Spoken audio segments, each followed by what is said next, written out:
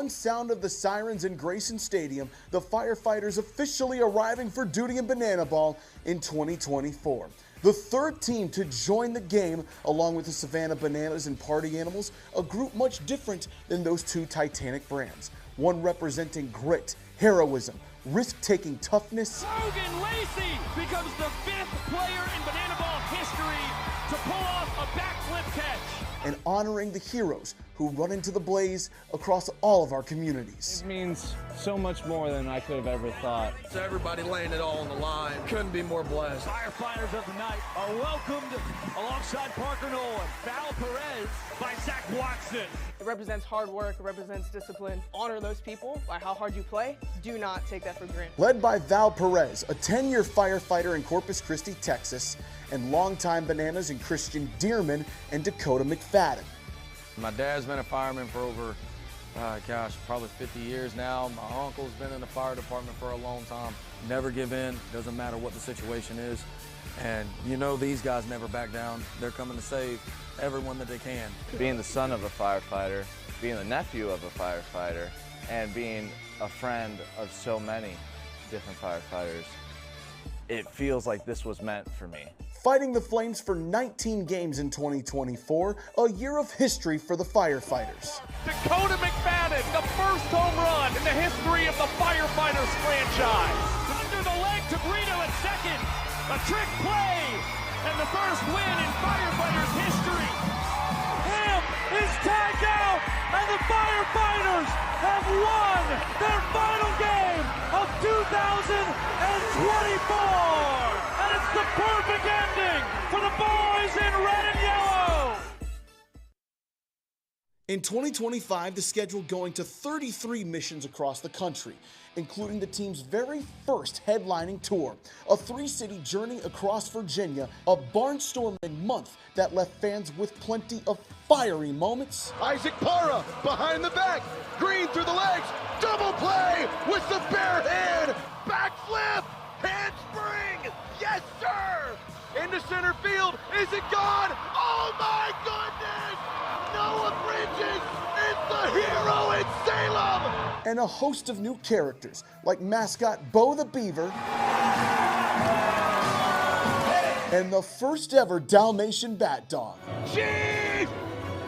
Yeah! The blaze spreading to major proportions. The Firefighters playing in 10 major league ballparks, with their first ever win in an MLB stadium coming in Denver last August. The Firefighters stop the Nanners' winning streak at 14 games. And they take game 2 here in Coors Field in showdowns. And they gave us one of the most emotional nights in Banana Ball history. We pause to honor and remember, reflecting on the lives forever changed on September 11th, 2001.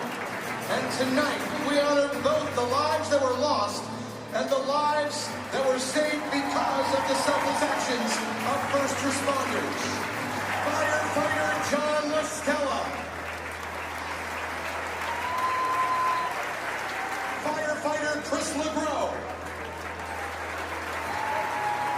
Firefighter Frank Perez.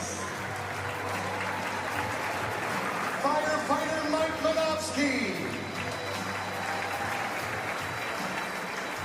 And firefighter Chris Schickler. And firefighter Malcolm Moore. 9/11 first responder Port Authority, Lieutenant David Lim.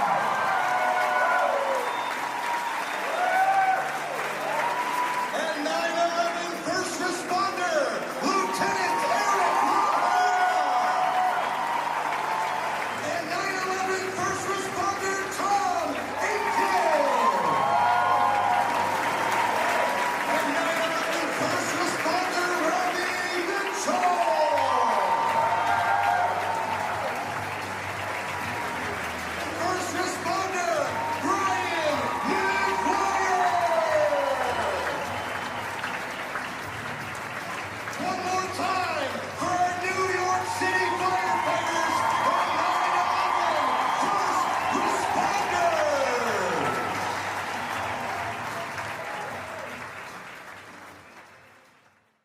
Going into the postseason, the Firefighters earning the 4th seed after going 6-27, only winning 3 times in 23 chances against the Savannah Bananas, the odds stacked against them going against the team in yellow, until Bradford Webb and Ben Dumb stepped up. Bradford Webb, 6 innings, 6 goose eggs, 4 Ks. He was miraculous.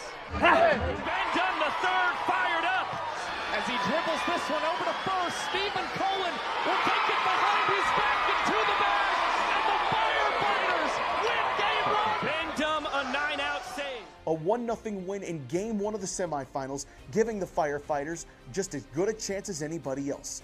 But they dropped Game 2 by 1 point, leading to a winner-take-all showdowns in Grayson Stadium. Dalton Cornett getting his chance to shine and creating a moment that will last in Banana Ball history. That ball demolished, deep out to right, gone! Dalton Cornett sends the Firefighters to the 2025 Banana Ball Tour Championship Final. I don't even have words right now. This is like the greatest moment of baseball history. From 4th seed to the championship game, the Firefighters becoming the ultimate Cinderella story in Banana Land. The Fire and Flames picking right up where they left off in 2026, with longtime Bananas Eric Jones Jr., Jared Donaldson, and Zach Phillips officially aboard. The team picked up its first ever sweep in Banana Ball over the Loco Beach Coconuts in Little Rock, Arkansas. Launched an historic offensive performance in Montgomery, Alabama, scoring 22 runs in 1 game to beat the Indianapolis Clowns 4-2. Then swept the Party Animals for the first time ever in Albuquerque, highlighted by an incredible 2 rounds of showdowns in Game 2. The Firefighters are the 2 seed and the Banana Ball Open! Honestly, I've kind of done it so much now, I'm pretty confident in myself on that.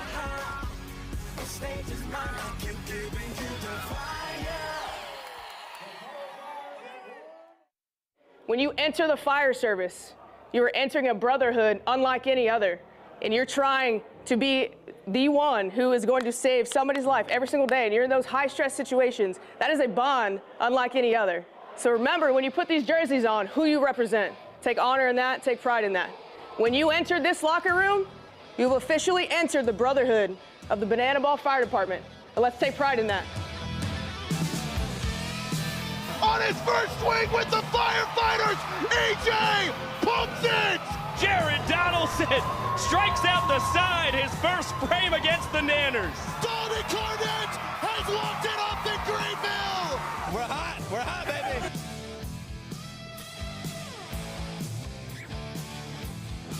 Noah Bridges is timeless! We have a good offense. Yeah. Tiny with the big shot! Darian McDowell! There you go. Look at there. Oh my goodness. We're the hardest team in sports, baby. Let's go!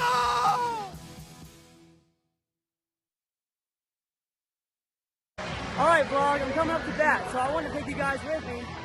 I'm facing Ben Dumb. I faced him before, not this year, but we're gonna do our best, okay? I'm gonna put you on the plate. Say what's up. I'm taking a practice swing. Okay, here goes nothing, okay?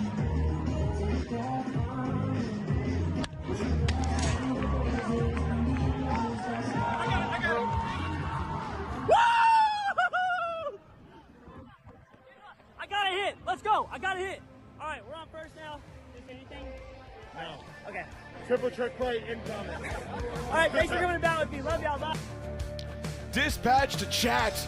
All units converge on Wichita for night 2 of the Coconuts and the Firefighters. Game 1 saw a contest ultimately decided by one of the rarities in our sports, a triple trick play, double play by the Coconuts to earn the equalizer points and prevail 3-2. Tonight, the Fire and Flames aim for equalization of their own right. A win gives us a rubber match on Saturday night. The Beach has 1 goal on its own shores, take their 3rd straight series since missing the Banana Ball Open. It's the Firefighters. It's the Loco Beach Coconuts, live and in living color in Wichita, Kansas. Let's roll. Here we are. Welcome to the Dispatch Center here in Equity Bank Park. It's AJ Switek. I'm Zach Staten. AJ, last night was razor thin between both of these teams, and it ultimately came down to one of the rare plays, the triple trick play, double play, that earned the Coconuts the ultimate equalizer points. How about it? Loco Beach looked very familiar on defense last night because it was a team that, again, stuck with it all the way throughout. Both teams really had a chance until the final pitch in this game, but you put it perfectly, the difference maker. Peyton Chatanier, Sal Jacobo, Jordan Brewer having the field to all go for trick plays on the same double play. It secured the equalizer point, which eventually led to a 3-2 win at the beach. And it ultimately showed, too, the Firefighters may not have played their best game, but they still had a shot to win because of the pitching. We take you to it. Night one here in the air capital of the world. Peyton Chatanier getting the scoring started with a laser to left field. That gives the Coconuts a 1-point lead. AJ, they just kept throwing the waves on right after that, despite Bradford Webb going with 6 strikeouts. They did. Loco Beach jumped out to a very early lead. Ashby Vining, after a signature walk-up, was able to extend his on-base streak in a fur coat. Armani Henderson raced in to score. It was quickly a 2-0 Loco Beach game a third of the way into the contest. But Bradford Webb was able to find himself some punch-outs. Didn't have the length of a start that you typically like from your starter, but he was able to fill up the zone and get strikeouts to keep his team in the contest. Ultimately, this was a Firefighters team that was held to 3 hits last night. It's hard for any starting pitcher to secure a win with that support from your offense, but the Firefighters stuck in this one from start to finish, literally until the last possible pitch. This team had a chance to win the game. Yes, they sure did. It's because of things like this. Dalton Cornett, ball 4 sprint, ultimately would walk off an inning, and we're tied at 2 apiece. Dane Tofflin, I called him Jordan Brewer. He immediately corrected me with a 2-run blast in the top of the 7th on a hanging curve from Javon Ray. But that wouldn't win that ultimate point for the Coconuts because the Firefighters in the bottom half of the frame would find a way to equalize. This might be one of the best plays of the year in the sport. Darian McDowell running across right field, throws it across his body to Peanut, sees Dalton Malden going, throws it to home, and they tag him out. But that also denied the Firefighters a chance to get 2 more trick plays, so they would get the equalizer point and take a 3-2 lead. And then the Coconuts just holding on for dear life as Johnny Hummel gets Logan Lacey. A trick play for the love of the sport, the love of the game, AJ. Yeah, and then Loco Beach sent the Ville into the mound. Bottom of the 9th inning, gotta have it moment. There's no one you'd rather have take the hill at the beach than C.J. Williams. He closed it out for yet another save and secured Loco Beach the win. They're back to 500 now on the year. 5-2 in their last 7 since the Banana Ball opened. Dane Tofflin was the hero last night. After not eating breakfast, he secured a big-time trick play on the left side of the infield, had a 2-run home run in the 7th. We had him mic'd up. He was hit by a pitch, but really of everything on your screen in a game that had even runs in spite of the fact that Loco Beach, the league's best offense, had 7 more hits than the Firefighters. It's that far right column that was the difference maker. 7 trick plays at the beach, secured the equalizer point, and Keegan James his first win as a Banana Baller. AJ just knocked down our monitor here because he was happy. By the way, one disagreement. Bradford Webb went 81 pitches last night. That is a heck of a length for a starter to go. Now, to Tulsa. We had another game last night just about this time. Clowns and the Texas Tailgaters. Somehow Texas, home in Oklahoma. Doesn't seem like the friendliest places for the Tailgaters to go, but they made it their home right there as Jose Brother Gonzalez gets a ball 4 sprint. That'll walk us off. Zach Watson. Good Lord, man. Going to the knees for the backflip catch, and then triple trick play, double play, 2-in-1 night, rarer than rare. Joe Gray Jr. is not rarer than rare. He's been hitting bombs recently. That's his 3rd on the Banana Ball season in his Banana Ball career. It's a 3-run blast, and the Clowns are kind of rolling here in Oklahoma. But in the bottom of the 5th, Taj Porter, that'll do more than enough to make sure that they deny the point. So it stays 1-3. How about Eli Payton last night? Cycles galore in this beautiful sport. Brett Sanchez mic'd up, just got roughed up for a single, then a laser to right field. Jose's got no shot at that one. It's a 2-run blast. He's halfway to a cycle. And guess what? If we say he's halfway to a cycle, you know what that means. We got a triple coming for you. Look at where this hits. This is perfect for a triple. And he gets it right in the corner of center field. He just needs a double to get it going. To the top of the 9th will go as that throw not able to get the tag in. Eli just needs a double. Top 9. Oh, he popped it up. That won't do the job. That's one of the best fielders in the sport, Sunshine. Leonard, where did it go? And guess what? It's a double. Almost had the tag to deny it, but the Tailgaters are fans first. They get the cycle for Eli Payton.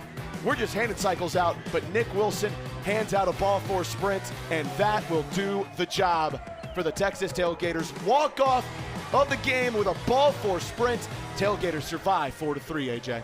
I wouldn't say we're handing out cycles galore. There's been 2 this year, 4 in league history. It is still a big-time feat for Peyton and company, but I'll tell you what, on the other side of things, the Texas Tailgaters are cooking with serious gasoline. Jordan Barr, 3 for 4, a double, a pair of singles, 3 runs scored, trick play. The Tailgaters denied the equalizer point, 10 more trick plays than the Clowns, and then the walk-off ball four sprint was really the cherry on top. And this is what we call getting banana balled. The Clowns more runs, but the Tailgaters played this sport better, and that's how they won it 4-3. Yep, those equalizer point trick plays are huge. We saw it here last night.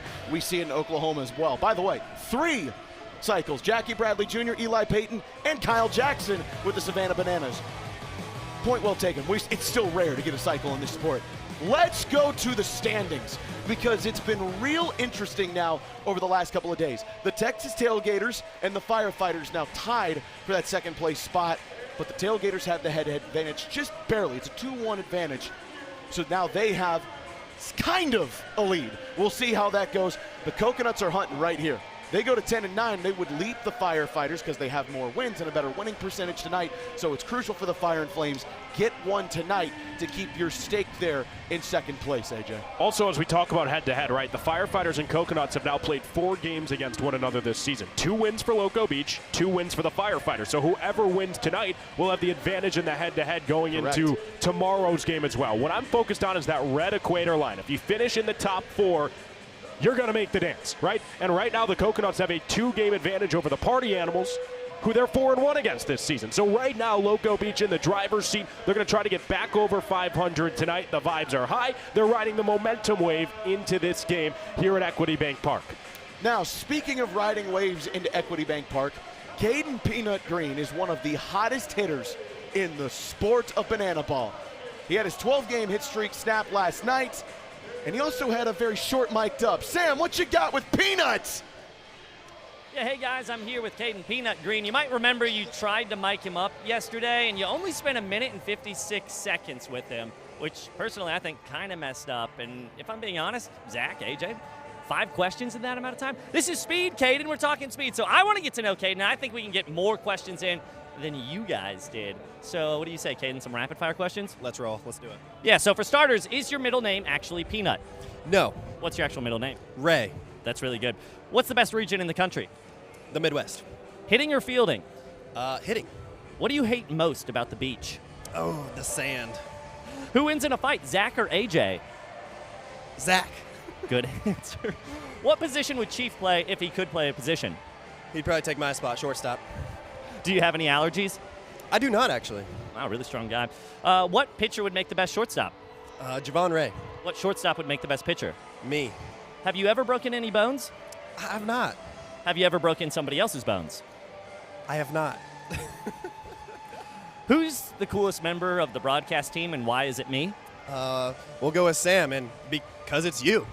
This is really good. Last question, Caden. Who's going to win the game tonight? You know, I think I got to go with the Firefighters. I think we're going to pull one out tonight, baby. Guys, he's a wealth of information. You're wasting his time. 1 minute 56, more than enough to get to know our dear friend, Caden Green. Do better, guys. Just do better.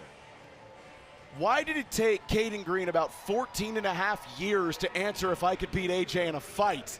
Figured my guy would have my back there.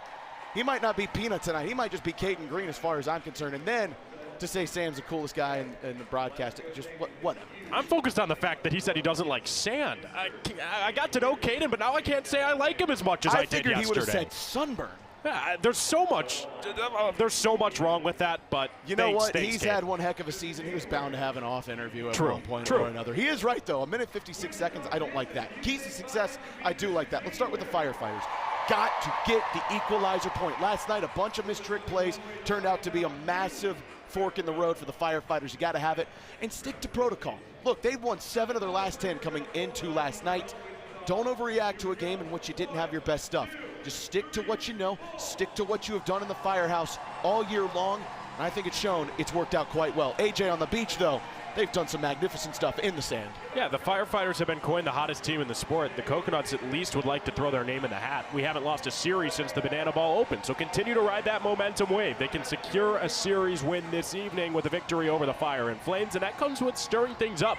This is a Loco Beach team that has an abundance of riches, both in the lineup and in terms of the pitching staff. And you saw it last night. Got some fresh faces in, and they really went to work. Grady Morgan, Brett Carson, not everyday starters, Dalton Malden, but they came in and they made an impact. So mixing in new faces in a group that's playing really good banana ball is typically a recipe for success. Those are keys to success here in Wichita. What are the keys to success to playing banana ball? Well, let's find out the rules of this beautiful sport with virtual Jesse Cole. Banana Ball is the fastest and most entertaining show in sports. And the 11 rules guarantee the most fans-first experience every second. Unbelievable! Welcome to the Banana Ball Championship League! Rule number 1, win the inning, win the point.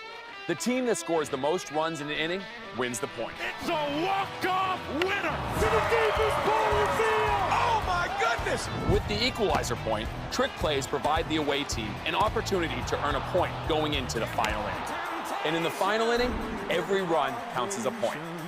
Rule number 2, Banana Ball has a 2-hour time limit, guaranteeing that every game is fast-paced and action-packed.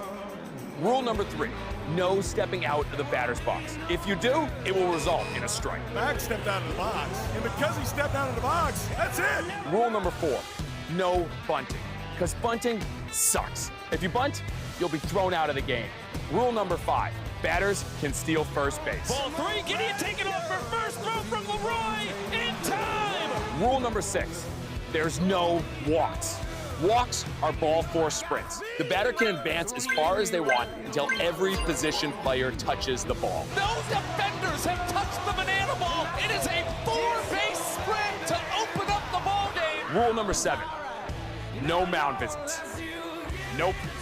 Rule number 8, foul balls caught by a fan count as an out. Oh, they caught it! They did! They can't caught it on the 3rd point! We're going to showdowns! Rule number 9, the showdowns. In showdowns, the best of the best face off in the biggest moment. One hitter versus one pitcher with one fielder behind him. And the hitter has to score. Deep to right center! See you later! Rule number 10, the Banana Ball Challenge rule gives the coaches and you, the fans, a chance to impact a call on the field. Rule number 11, the golden batter. Once a game, each team can give any player an at-bat, regardless of the lineup. This offers the biggest matchups on the biggest stage. Big on big. Gamer, let's go! Let's go! Let's go! Get out of here, ball! That thing had a family! And those are the rules of Banana Ball. From rules like golden batter to the hero batter here in Wichita, or should I say the hero hitter for the Firefighters. Let's go down to the field with Noah Dreamboy Bridges. Fans, Kobe has a tough job ahead. He has to hit a home run against these nasty Coconuts. And he is just 5 years old, remember. So I need you to help cheer him on. He stands in the box. Pitch number 1 comes in, and he fouls it off. He's a mighty, mighty 5-year-old, and he's gonna hit a home run. Pitch number 2, after some taunting, he's just 5 and he's getting taunted by the Coconuts. Another swing and a big miss. Fans, this just isn't too fair. He needs your help to cheer him on. Wait a minute. Bo is on the scene, and he takes down Cal Perry. He does his signature move, and he's gnawing his leg off. Oh my gosh. Fans, it's just about to get more even. Bo takes the ball. He places it on the tee. And Kobe takes a big swing. It's a fair ball. Kobe's off to first base. Here he goes. Fans, he just might do it. He touches first. The ball's in right field. Gideon can't get a hold of it. He makes a throw to second. Meanwhile, Kobe's already on his way to third. To play at third. There's being pictures taken as he's rounded third, headed for home. He's blazing to play the plate. Save! Fans, give it up for tonight's hero hitter, Kobe! Chop, chop, chop, chop!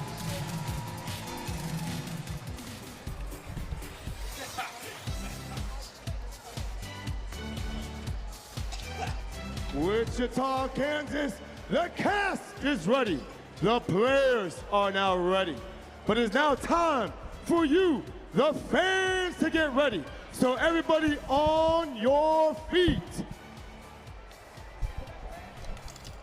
Now, with everybody on your feet, please help me welcome tonight's fan warm-up, 7-year-old Hadley. Alrighty, honey, so this is what's gonna happen. Whatever dance moves you do, everybody in this sold-out capacity crowd is going to do as well. But, I need to know, are you ready? Yeah! You heard her! Clap those hands, Wichita! We're rolling! Wait a minute, are we at the disco? Oh, she's now spinning, y'all. Clap those hands, y'all. Wichita, Kansas, please give it up for our fan warm-up, 7-year-old Hadley.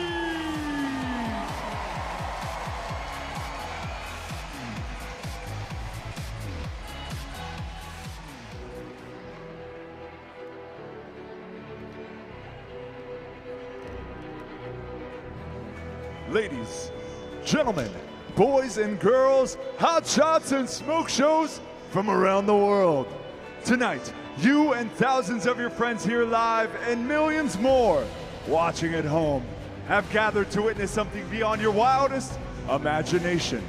From sparks to sirens, from the station to the stadium, firefighters from across the globe have come together to witness this. This is not baseball. This is the Crucible, where the toughest, hottest, and most entertaining players are forged. This is a game of the fans, by the fans, and for the fans. But this is not your granddad's pastime, no, and this is not any other night at the firehouse. This game is baseball by birth, fruit by name, and an absolute worldwide phenomenon by the grace of God. But make no mistake, when the heat gets too intense, we don't cool off. We run towards the flames. This is a time for all 12,000 fans in attendance to get on your feet and give me your voices. Because this is the hottest show in sports. Ladies and gentlemen, this is Banana Ball.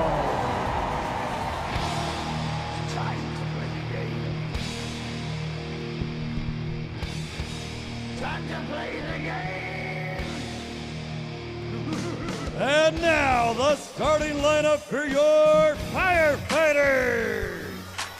Leading off at second base, number 55, Tyner Hughes. Batting second, behind the plate, number 3, Dalton Cornett. In the 3-hole, manning the hot corner, number 11, Logan Showtime Lacey. Batting cleanup at first base, number 4, Eric Jones Jr. In the 5-hole, the hot shot at shortstop, number 2, Hayden Peanut Green. Batting sixth, ranging left field, number 0, Lamar Sparks. In the 7th slot, the extra hitter, number 7, Mason Maxwell. In the 8th hole, the designated hitter, number 24, Dakota D-Mac McFadden. Batting ninth, ranging right field, number 10, Darian McDowell. And the decky, ranging center field, number 9, Noah Bridges. Tonight's fireballer starting on the mound, number 6, Austin Temple. The Firefighters are led by Battalion Chief Val Perez, Captain Corey Pye, and Lieutenant Drew Ionesta.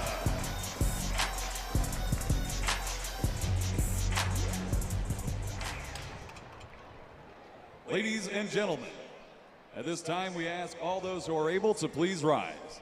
Uncover your heads and turn towards the flag with your right hand over your heart for this evening's performance of our national anthem. Performing this evening, please welcome Jordan Scott with his rendition of the Star-Spangled Banner. Oh, say, can you see by the dawn's early light what so proudly we hailed at the twilight's last gleaming, whose broad stripes and bright stars through the perilous fight o'er the ramparts we watched were so gallantly streaming, and the rockets red glare, the bombs bursting in air, gave proof through the night that our flag was still there. Oh, say, does that star-spangled banner yet wave o'er the land of the free and the home of the brave? Thank you very much, Jordan Scott.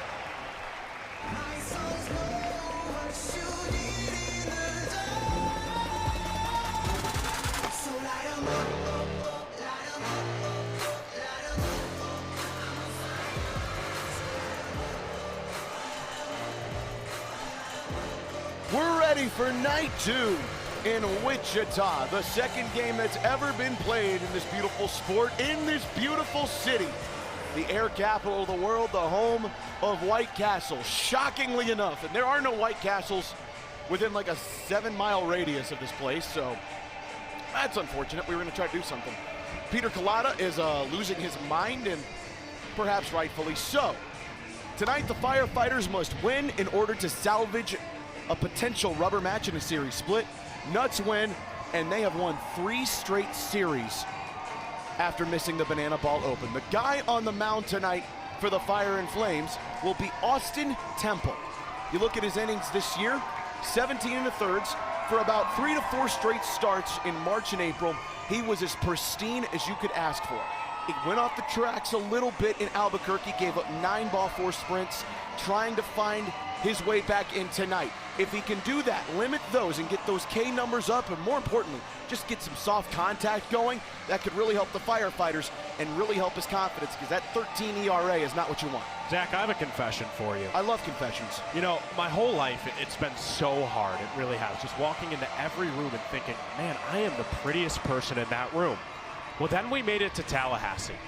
And then I saw Alyssa. And then I saw Will Etheridge. And then I realized, man, I might just be the third prettiest person in the room. And actually, you might be the fourth prettiest person in the room because Noah Bridges is starting in center field. His 7 trick plays in the place of Armando Becerra. Just a game to get his confidence back going. We'll hopefully see Armando here soon again. Caden Peanut Green is your shortstop tonight with 31 trick plays to lead the Fire and Flames. Tyner Hughes backing him up with 28. And Eric Jones Jr., 8 trick plays at first base. Dalton Cornett behind the dish at the catcher spot. Mason Maxwell will see the field tonight as one of the extra designated hitters. What about this lineup that lit the Firefighters up for 10+ hits last night, AJ? Man, pretty is one way to describe it. This is straight up gorgeous. Beautiful, top to bottom. There's 10 bats in the order here in Banana Ball, and number 10 leads them all off. Tanner Allen, the 2021 National Player of the Year and National Champion at MSU. But this is where you've really got to look. 1 through 5 is special, but that 5th spot, Ben Parker, the designated hitter, is back after having to miss last night's game due to a knee injury. He is DHing today. We'll get to see that and much more from the beach. But first, let's ring that bell, Kaz. It's about time to get this 2-hour Banana Ball time limit started. But first, please help me welcome 4-year-old Cameron. Hello, Cameron. Oh, yeah, take a seat. Thank you so much for helping me out. Now, here's what you're going to need to do. On the count of 3, myself and 12,000 people in attendance are going to yell, "Ring the bell." And when we do, you're going to do just that. Are you ready, Cameron? She's ready. 1, 2, 3.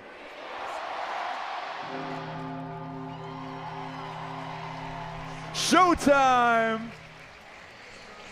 The sirens are sounding out of the fire station. Why don't we get this thing rolling? Austin Temple against Tanner Allen. AT versus TA. And if there was one guy maybe deserving of the Showman of the Night beyond Dane Tofflin last night, as Temple, a little slip off the mound, it would have been Tanner Allen. Was 1 home run away from a cycle. And it automatically sends that into right center field. Noah Bridges ranging over. You got something special? Oh yeah, you do. Call it in. The first trick play of the night on the first swing of the night. Noah Bridges looks awfully good at center field. Break out the sprinkler system. Worth noting, that's where we're used to seeing Armando Becerra. But today, Noah Bridges, the starter in center field, wastes absolutely no time to familiarize himself in the sun. 1 away, 1 trick play, 2 pitches in. And automatically, Dane Tofflin swinging on the first thing he sees and sends it right back to right field for a base knock. So the guy who had a 2-run blast last night, which ultimately, ironically enough, didn't actually count for a point, gets the first hit of the night for the Coconuts. And by the way, in right field, the bullpen door is wide open. We should probably get that closed. Dane Tofflin replaced on the bases by the Coconuts' designated runner, Armani Henderson. That's shocking, isn't it? Man, Tofflin's seeing beach balls at the plate. And then he just gets to get replaced by some wheels. That's a nice job. Good Becoism, by the way. How about Jordan Brewer, a man I credited with a homer last night. He didn't need the extra help from me. He's awfully good. Had a little issue with his wrist at first base. Got it jammed on a potential steal of first base by Eric Jones Jr. on a throw from Ashby Vining. Seems to be okay. Was talking to him last night, said if he could sign autographs, he'd be good, and he's right back up there. So JB, one of the best hitters, and more importantly, one of the best fielders for the Nuts, is in there. And right now, he trails only JBJ in RBI in this league. 21 RBI for Jordan Brewer. He has been a magnet for bringing his guys in to score. And it's a ball 4 sprint immediately. So again, if you're new to Banana Ball, all 7 fielders behind the pitcher must touch that yellow banana ball before the play can be stopped with a tag out.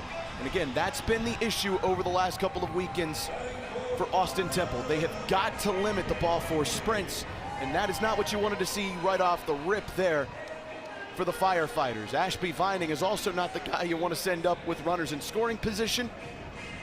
Last night had a hit in a fur coat, then caught an inning in a fur coat. Armani Henderson is doing jumping jacks for some reason.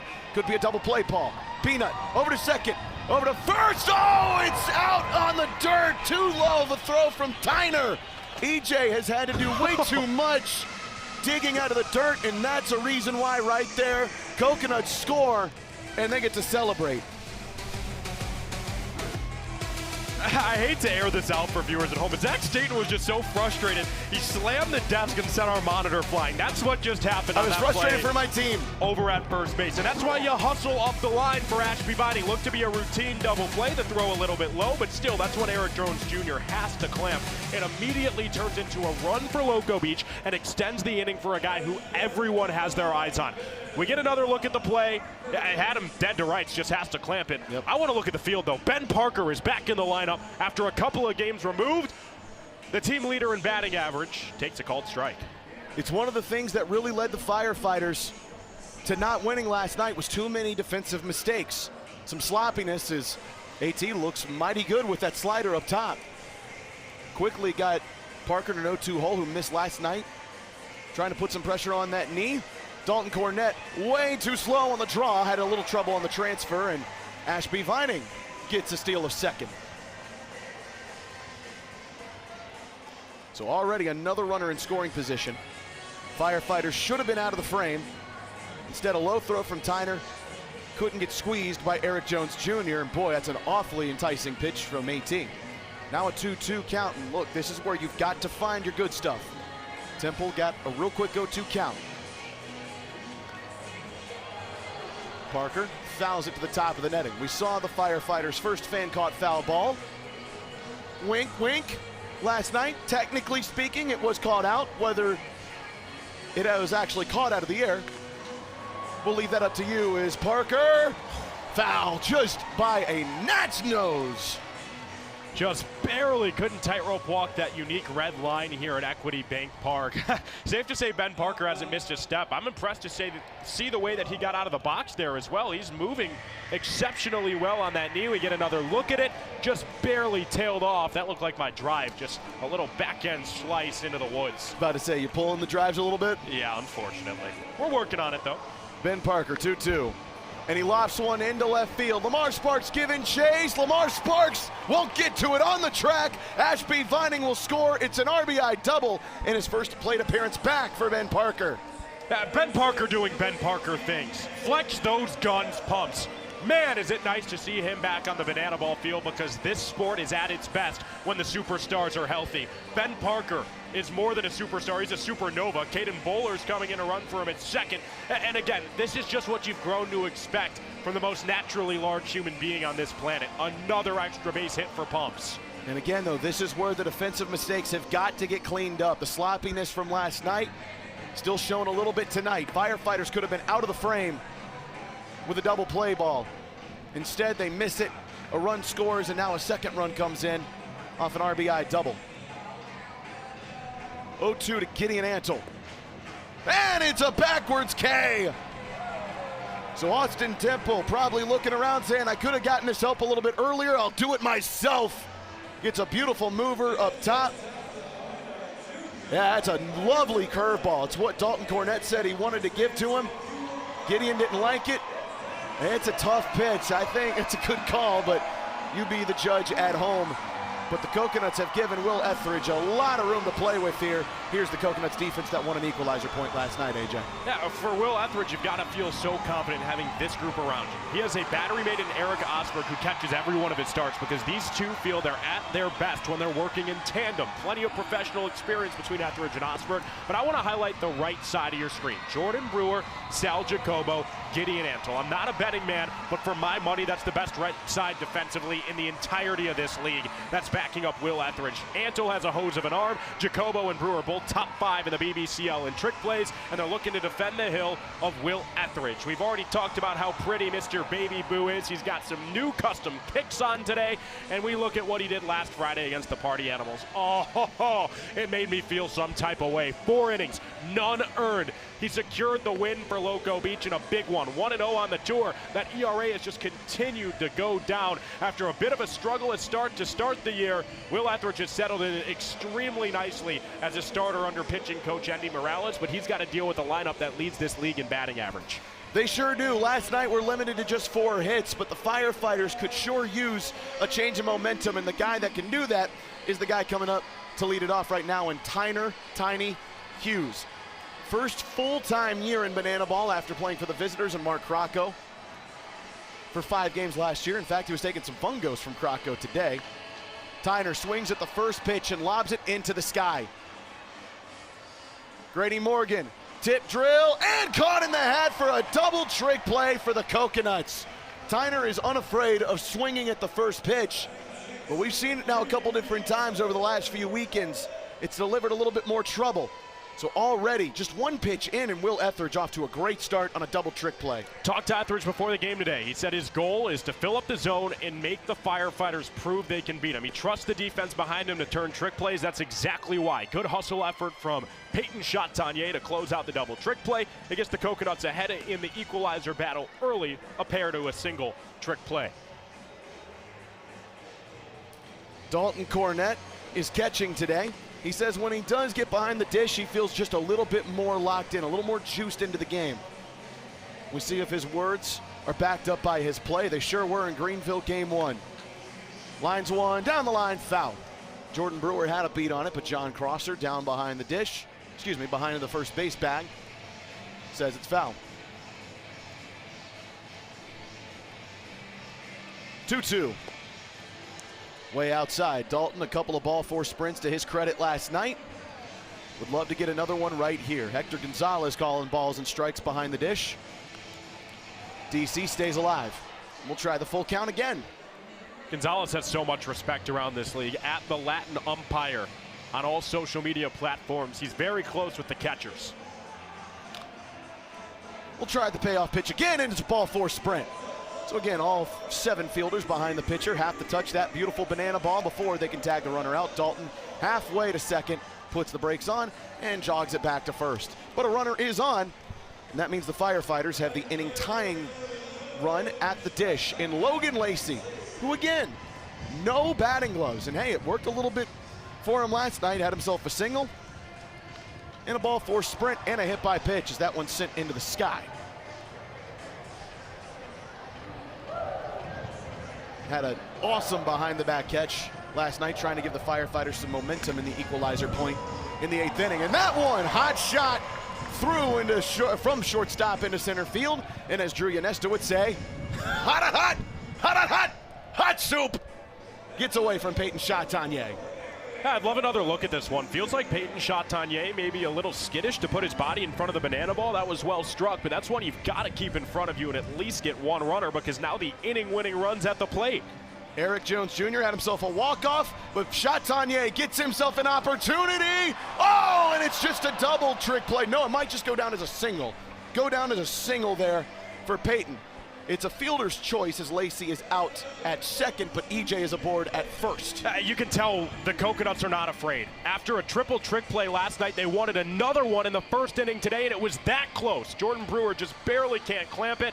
Now an out away from securing the point. That's a good job to get the train back on the tracks from Peyton Chatagnier up the middle. Nice bounce pass. One of the hottest hitters in the sport, Caden Peanut Green, had his 12-game hit streak broken last night. Would love to start a new one right here in front of friends and family near where he grew up in Berry Hill, Oklahoma. South Trimble has taken the place of EJ at first as the designated runner, and he takes off. Throw down from Eric Osberg, not in time. So both runners now in scoring position with 2 away. Zach, Loco Beach still has yet to catch a runner stealing this season. This may have been the closest yet. Operation was good, but it will go down as a stolen base for Smoke.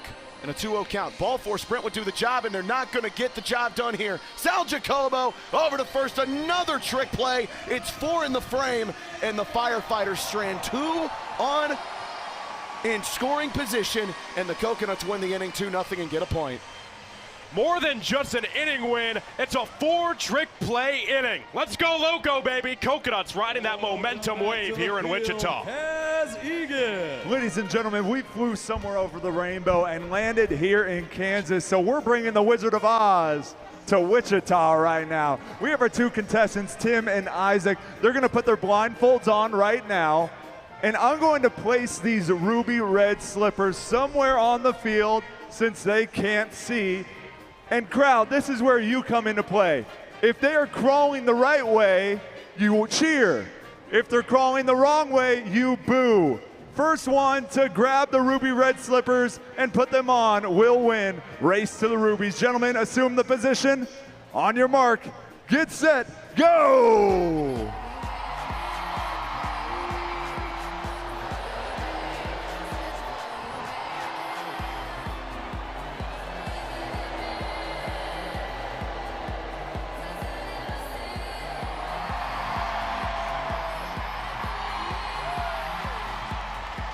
Ladies and gentlemen, Tim is the winner. Isaac, you were not even close. But I forgot to tell you there's a twist. Here, come on over here with your ruby red slippers. Isaac, take off your blindfold so you know where you're walking. Tim, come on over here. Since you won Race to the Rubies, you are going to grab this bucket of water and dump it all over Isaac. And you are going to melt the witch. Wichita, make some noise!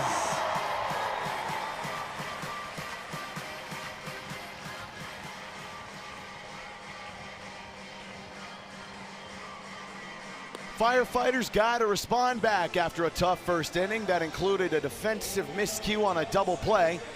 It scored as a fielder's choice. I'm sure both Tyner Hughes and Eric Jones Jr. believe that they could have and should have brought that one in, but it allowed a run to score. A batter later, Ben Parker gets an RBI double, and then the Firefighters strand two in scoring position to potentially tie the inning and deny a point. Instead, the Nuts again out to an early 1-0 lead as Grady Morgan steps on in, fouls it off, and quickly down 0-2. And so far, it looks like Austin Temple just feels a little more confident in his stuff right now. Got to the backwards K on Gideon Antle to end the top of the first. He looks real locked in. Look at the look of the eyes of that man right there. And another strikeout, back-to-back Ks for AT. So how about that? Through his 18th ball four sprint of the World Tour, and since then, fielder's choice that could have been a double play. RBI double, strikeout, strikeout. Temple had his best outing of the season against Loco Beach back in Little Rock. Since then, it's really been testy waters for him, but let's see how he settles in here in the second after back-to-back punch-outs. He was excellent against Chris Clark and the Texas Tailgaters in Scottsdale. There was a period of about 3 to 4 starts where he won 6 points, lost just 2. Osberg beats that one into the ground. EJ got a chance for a trick play. You bet! Calling in for the second trick play of the Firefighters night. As EJ gets himself on the board with his first trick play of the evening, his 9th on the season. He's been splitting a lot of time behind the dish and at first base. He told me today he'd like to get a few more locked in there, 90 feet away from home. Brings up the guy in the 9-hole, Sal Jacobo, averaging a hit in every 4 at-bats, hitting a clean .250 this year. Favorite movie's The Little Mermaid. Interesting. And he's a trick play machine at second base, the salamander. Really magical with the glove. You darn bet. 35 coming into tonight. He made it 36 in the first inning. It's a 3-0 count, ball four sprint on the table with 2 away. AT keeps him there for the time being. Boy, a clean sheet here would be just what the doctor ordered for the Firefighters. And it's a ball four sprint. No, they said he went around. Wow, Hector Gonzalez does say it. He puts the fist out. Again, safe harbor rule for those who don't know. If you think you have a ball four sprint, you do have the opportunity to leave the batter's box. Remember, one of the rules, step out of the batter's box, it's a strike, unless it's something like that. Safe harbor rule in effect. And it gives us a payoff pitch. And that time, ball four sprint. 18 looked to have a little trouble balancing on the front of the mound. And Sal will stop at first. It's second ball four sprint earned from the Nuts tonight. Here comes Peyton Chatagnier, number 10 of 10 in this order. Had an RBI double last night that directly led to a Coconuts point. Now hitting an even 200 on the year. As of late, every time he's got a hit, Dane Tofflin has signed his game hat. He says he feels like it's helped him get into a groove. So maybe a little superstition for Chatagnier on the shores of Loco Beach. Hit his knees and thank the Lord above after an RBI in Las Vegas. Sends that one screaming into the streets of Wichita. Did we ever figure out, by the way, why in Seven Nation Army they really wanted to go to Wichita? Far from this opera, no forevermore or whatever. Like, I'm gonna be so honest with you, Zach. Pop culture references just go straight over my head. Why was it Wichita of all places? Muncie, Indiana, I thought. Yeah, Muncie, Indiana. I'll think of some other ones here. As Chatagnier, screamer by Peanut into center field for another base knock. I've said it once, I'll say it again. This is the most dangerous lineup in the league, and Peyton Chatagnier hasn't even gotten it going yet. The third-round pick from Loco Beach now makes it a multi-game hit streak dating back to Vegas. 3 in a row. Uh-oh. Is this Drake and Josh?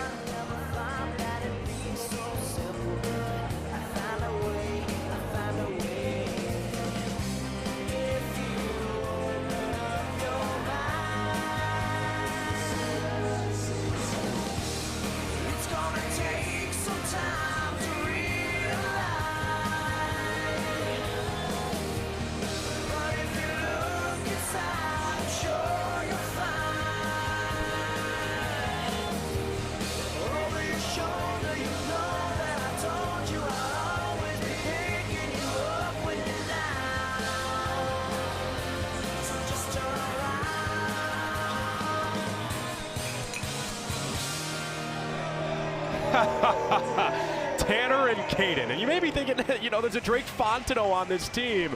Well, why are we doing Tanner and Caden? Well, that's because if you have to think of someone who has a Drake and Josh style friendship, it's those two. Tanner and Caden attached at the hip. May not expect it. 2 very different roles on this team, but those two love listening to and playing music all night long. They're really good friends. And Tanner says that Caden's someone he'll go to whenever he needs it. Any sort of support, he's always there for him. And tell you what, it's been working. TA's got an OPS north of 1,000. Right now, he's wearing some Chen music from Austin Temple on a 2-0 count. And AT, he's got to find this. Had 2 quick outs to Grady Morgan and Eric Osberg, then delivered a ball 4 sprint to Sal Jacobo and a base knock to Peyton Chatagnier. And he makes it 3-0. He's really got to have it here.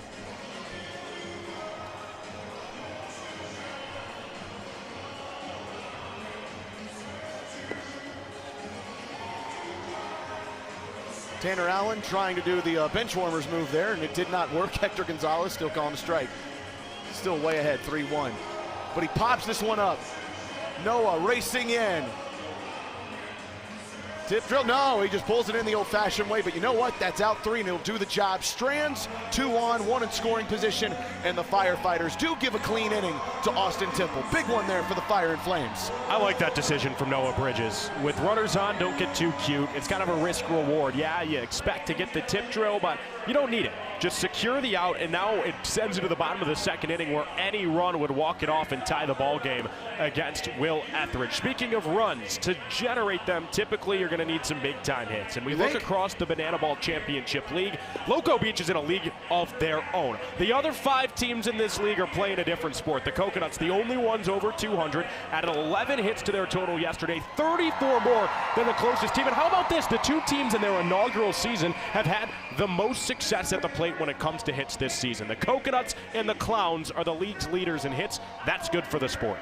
And by the way, I don't know when the Clowns and Tailgaters are going to get another shot at that one, at least tonight. I think they're still in a delay at this point up in Tulsa. They are starting the game between the Party Animals and Bananas in Atlanta. In fact, I think they probably started a little bit before us, if I'm not mistaken.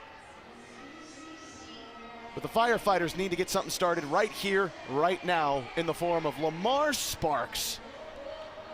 One of the hottest rookie hitters, pure rookie hitters we have in the sport, comes in after a long career in the minor leagues, a former 5th-round draft pick of the Baltimore Orioles.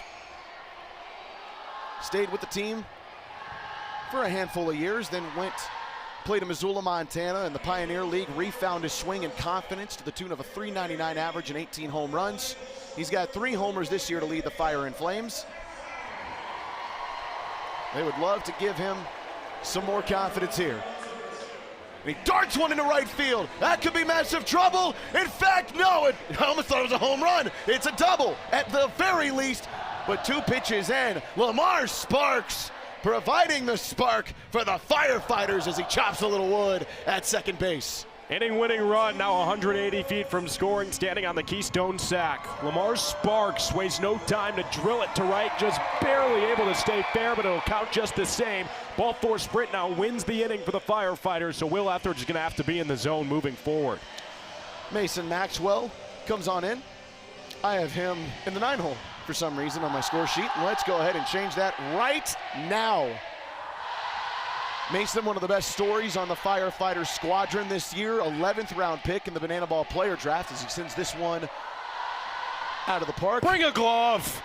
Okay, to be fair there, they probably couldn't have gotten it on the roof. Bring a glove. Okay. Mason hitting well over 300 this year, well over 350. He's had a couple of real big singles and walk-offs for the Fire and Flames. Could add to that right here. Instead, he'll make it. Look at Ashby. Why is he wearing that coat again? Is he really? Look at him right now. He's wearing the Drake Toll fit. Do we not have a cease and desist yet from Drake? Now we'll find out later. 1-2. Just a bit outside. Mason looking right at Hector, almost daring him. Like almost like, please call it. Hello, Ashby Vining. I'm not sure exactly how to compare him to Drake, but he is comparable. 3-2 count, ball four sprint would win the frame for the Fighters.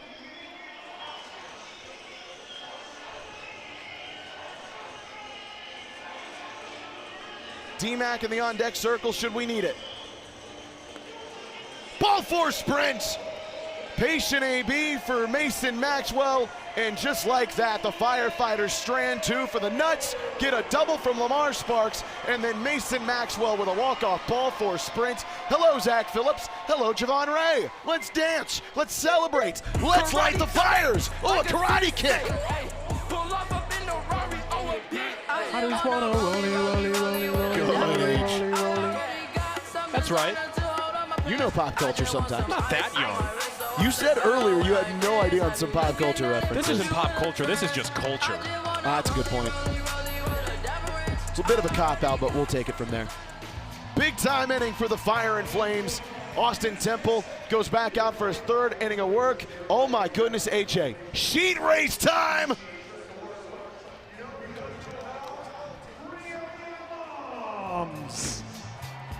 That's right, ladies and gentlemen, it is now time for the Mom Sheet Race, a Banana Ball classic. We have four incredible moms in these fitted sheets.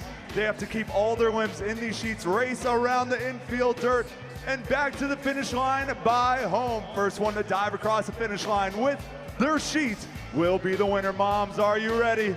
On your mark, get set, go! And they're off! Let's start it up here with Blue Sheet.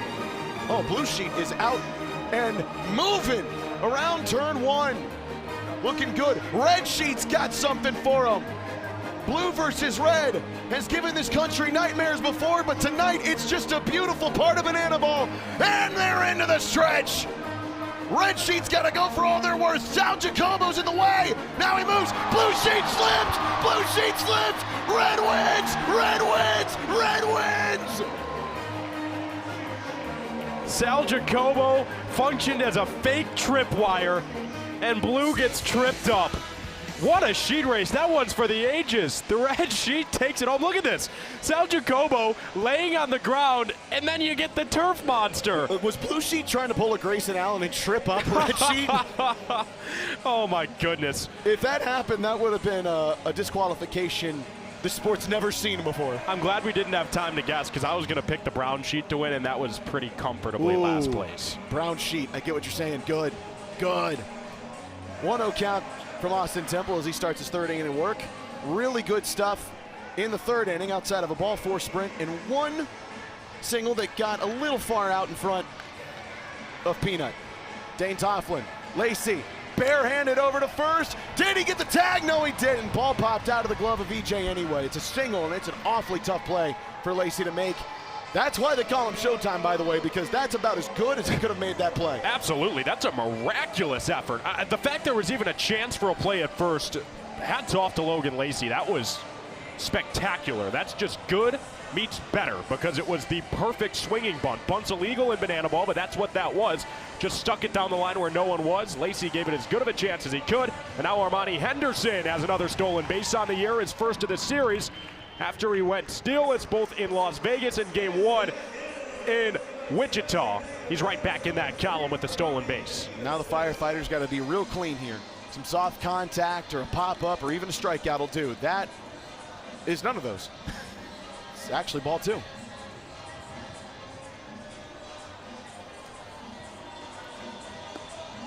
Way inside. And ball four sprint territory would score at least one for the Coconuts. Jordan Brewer can move. There's a ball four sprint. So one run will come on in for the Coconuts. It's their third run of the game. Jordan Brewer will stop, but it is an RBI ball four sprint, his second ball four sprint of the game. The Coconuts are back to their old tricks. You know what ball four sprints remind me of? For me right now, nothing good. For me, the Scholastic Book Fair. Why is that? Tell me later. Ashby Vining into right field, lands right in front of Darian McDowell. He'll limit it to a single.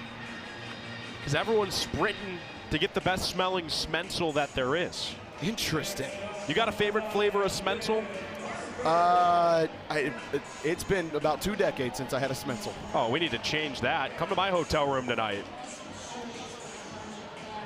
Who said flavor? Our producer Mohawk Mike is saying flavor. I said flavor. Oh, okay, so it's a scent. That's if you don't lick them. Did you lick these Smensels? Still do. I bet you anything they probably tasted like wood or lead. They taste like big timber. Hello. How in the world do you know that? 1-1, and AT takes the check back. Crocco really trying to get in the head of Austin Temple, and he throws it outside. And this is where, again, coming into the year, where you wanted Austin Temple to take. Please don't ever do that again. Good. Cotton candy, give it a try. Chance for a double play. Peanut between the legs. Tiny over to first in time. Runner goes to third, but it is a trick play for Young Nut. Nice play from the defense. After struggling to get a double play earlier in the game, they settle in nicely. Austin Temple hovering right around 50 pitches now in the game. I've got him at 52. This will help speed things up because the defense was able to control it. Boy, EJ's got to be thinking, man, what do I got to do to get one just chest high? These are tough plays to be made. Oh my goodness, Gideon Antle just sent one right at the head of AJ Switek. I was ready to catch it. You were looking down. It also hit the netting, so it wasn't that hard. Ben Parker, you'll see behind the dish. My wife has just agreed with AJ in the comment section as that one goes back foul. I didn't say book fairs weren't awesome. They were, man. Magic School Bus. What was the book about humans turning into creatures? I read those a lot. And in the bottom corner, you could flip quick and it would like be a little evolution. Oh man, Chad, I need to know what that was. Jim Clapper, I would like a fan out too.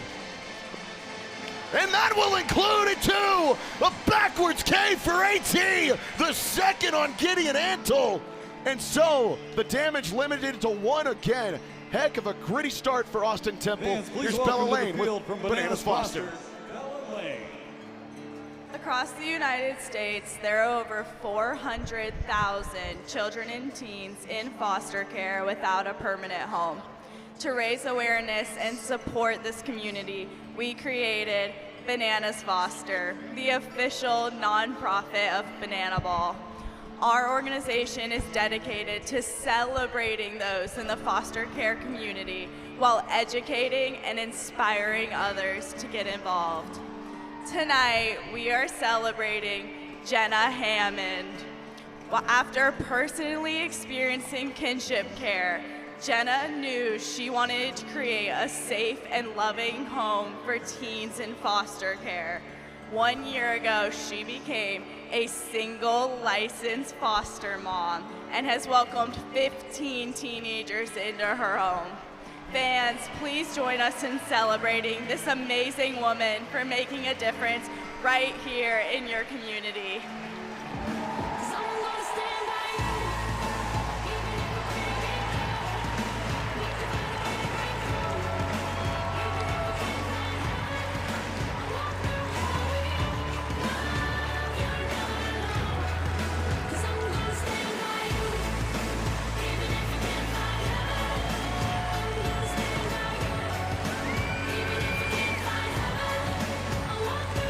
What a servant Jenna Hammond is to her community and to so many folks, so many children who have needed love and a home in their life. If you want to help Jenna Hammond, and families and parents just like her. Just text BUNCH to 50155 to support her and so many who are lifted up by Bananas Foster. Jenna, 1 year ago, became a single licensed foster mom, and since then has welcomed 15 teenagers into her home. To do that as a single parent, an absolute salute of the cap to Jenna and to everybody who does so much great work in the foster care community. Absolutely, and you talk about making an impact on a community. That's where I was going, believe it or not, with the book fair. I know your younger sister, my mother, teachers. I want to give a big shout out to all the teachers out there tonight as well. We're going to talk to Eric Jones Jr. a little bit later. His fiance Danielle, a teacher. My mother-in-law, teacher. My sister, a teacher. So many great educators. I mean, I wouldn't be where I am today without the impact that teachers had on my life, period. Mason Maxwell was a paraprofessional at his high school in New Jersey, helping out special needs students in high school. Like, that is, it's such a selfless act. And so much credit to those who educate and to those who help in the foster care community. Dakota McFadden, one pitch swinging, Peyton Chatagnier, book it for a trick play. Their first since the first inning. And it gives them a 2-trick play advantage. So simple for Shotty.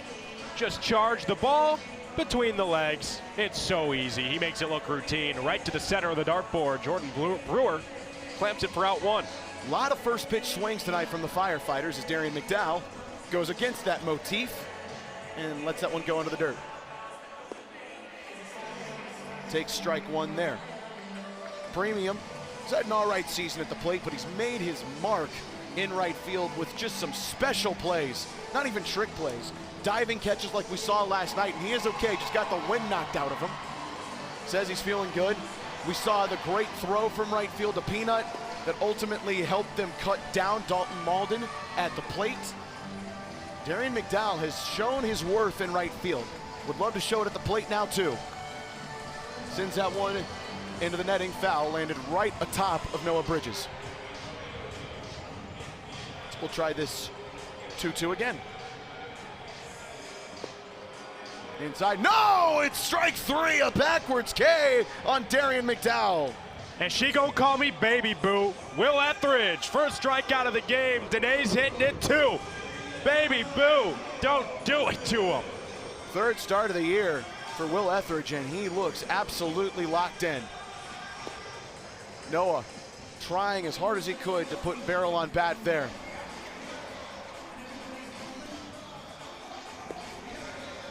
Looks at strike two. This might be one of the fastest innings Will's thrown all season if he can get this one.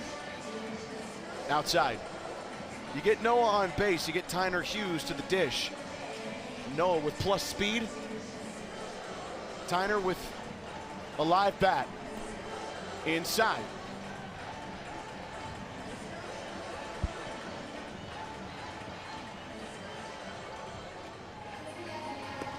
Firefighters got to have a run here to equalize the inning. It's a 3-2 count. Zach Smith is dancing for everything he's worth. Will Etheridge got to find the zone. Noah needs to get up base. Hot shot to Peyton Chatagnier. Another one through the legs and another trick play for the shortstop of the Nuts. Another point for Loco Beach. It's a 2-1 ball game. Peyton Chatagnier, multi-trick play inning. Let's get another look between the legs. How do you do? Jordan Brewer finishes things off, and the Coconuts take the lead right back behind his scoreless inning from Will Etheridge. You also see that we have little Rowan, who's 6 years old, but he's blindfolded so he can't see. Rowan has to guess who his dad is. We're going to go down the line. They're each going to sing, and at the end of the game, Rowan has to guess who his dad is. Now, that may be easy, you think, right? That's why we gave all three dads a bunch of helium. We're gonna make it a little harder. All right, dad number one, take a big breath of that helium in. DJ, play that song.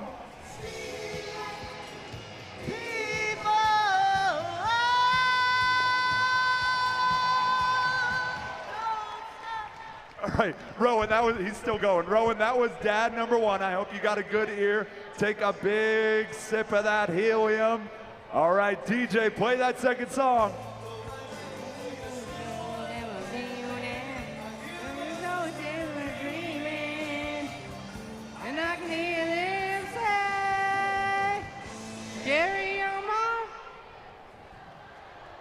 Yeah, that was a good place to stop. Dad number 3, take a big sip of helium. DJ, play that third and final song. I still believe, I think I'm with you, I lose my mind. Give me a sign. Hit me, baby, one more time. Okay, first off, dad number 3 has been waiting his entire life for that moment. Rowan, it all comes down to this. Was it dad number 1, dad number 2, dad number 3? Rowan, who's your daddy? Dad number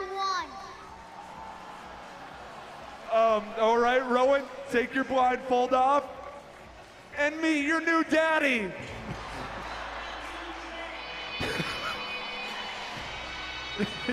You're going home with a stranger. Ladies and gentlemen, that was Who's Your Daddy?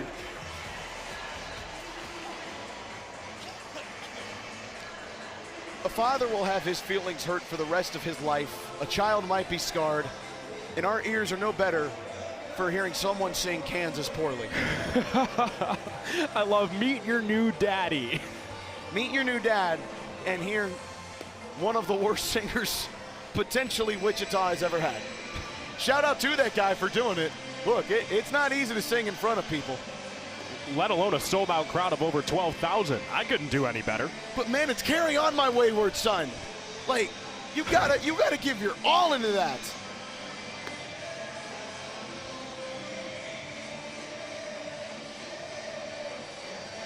Some Red Hot Chili Peppers playing as Grady Morgan has a 3-0. Make it 4-0. It's a ball four sprint. He never left the box. Austin Temple might have just found his biggest argument for why that could have been a strike. Grady Morgan didn't think it was. Either that or Morgan didn't know he had 4 balls to the count. Either way, he does get to first. At that point, you think the Firefighters are probably wishing, like, just stay. We'll get you out of first, no probs. Already down to the 8-hole hitter, and Eric Osberg. Huge one-piece collector, considered a whale in the scene. That's 5 straight bad ones from Austin Temple. Got to find it. Osberg has a top 10 one-piece card collection on this planet. It is unbelievable. If you're into the anime, you can talk your ear off about it all day long. That'll do it.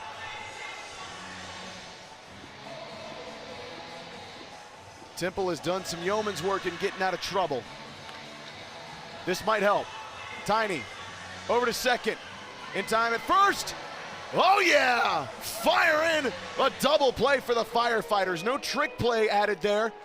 But you know what? They'll take a ground into a double play because it means there are 2 outs and the bases are clear. EJ finally got one chest high, by the way.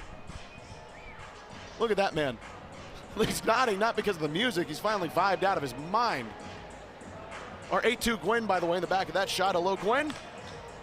Sal Jacobo. Tiny, do you have something special? Oh my goodness, we boofed it. Little trouble on the transition. And the Firefighters will allow another runner to get on. Jacobo just sprayed it right back to his native position at second base. We're used to see him make those in his sleep. Tyner couldn't handle it, and it extends the inning now for Chatagnier. So if any runs score, they won't be earned against Austin Temple. Right now, the first inning, you could argue, probably should be unearned as well because of a missed double play that could have gotten him out of the frame scoreless. So it is a missed trick play that allows Sal Jacobo to get on.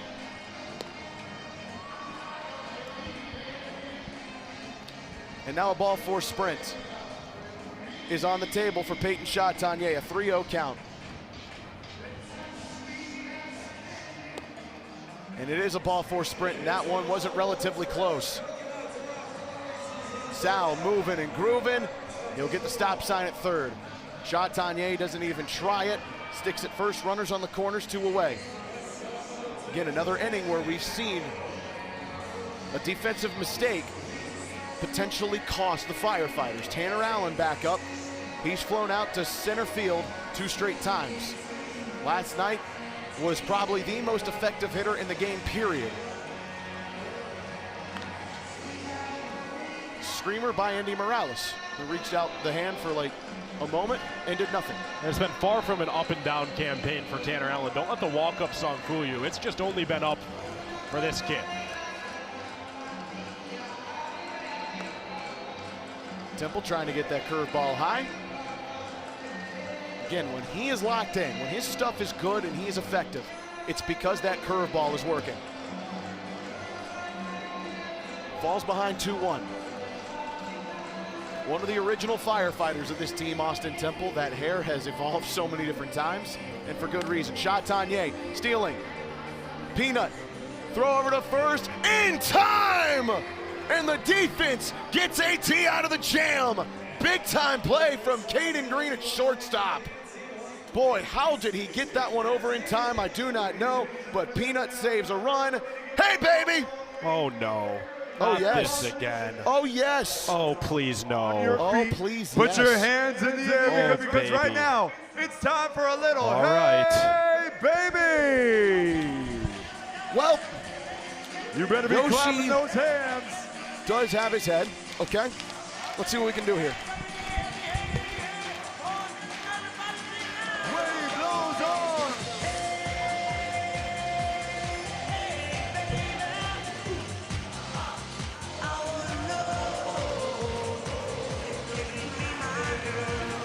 You're looking great, Wichita.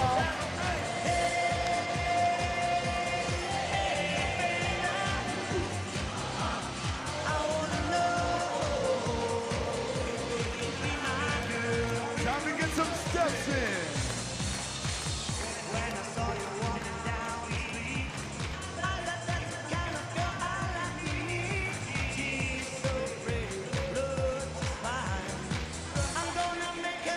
Wave those arms.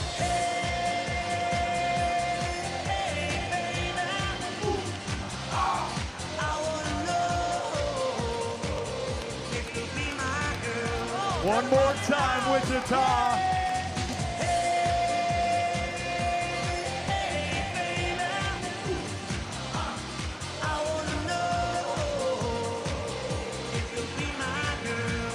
Give yourself a big round of applause.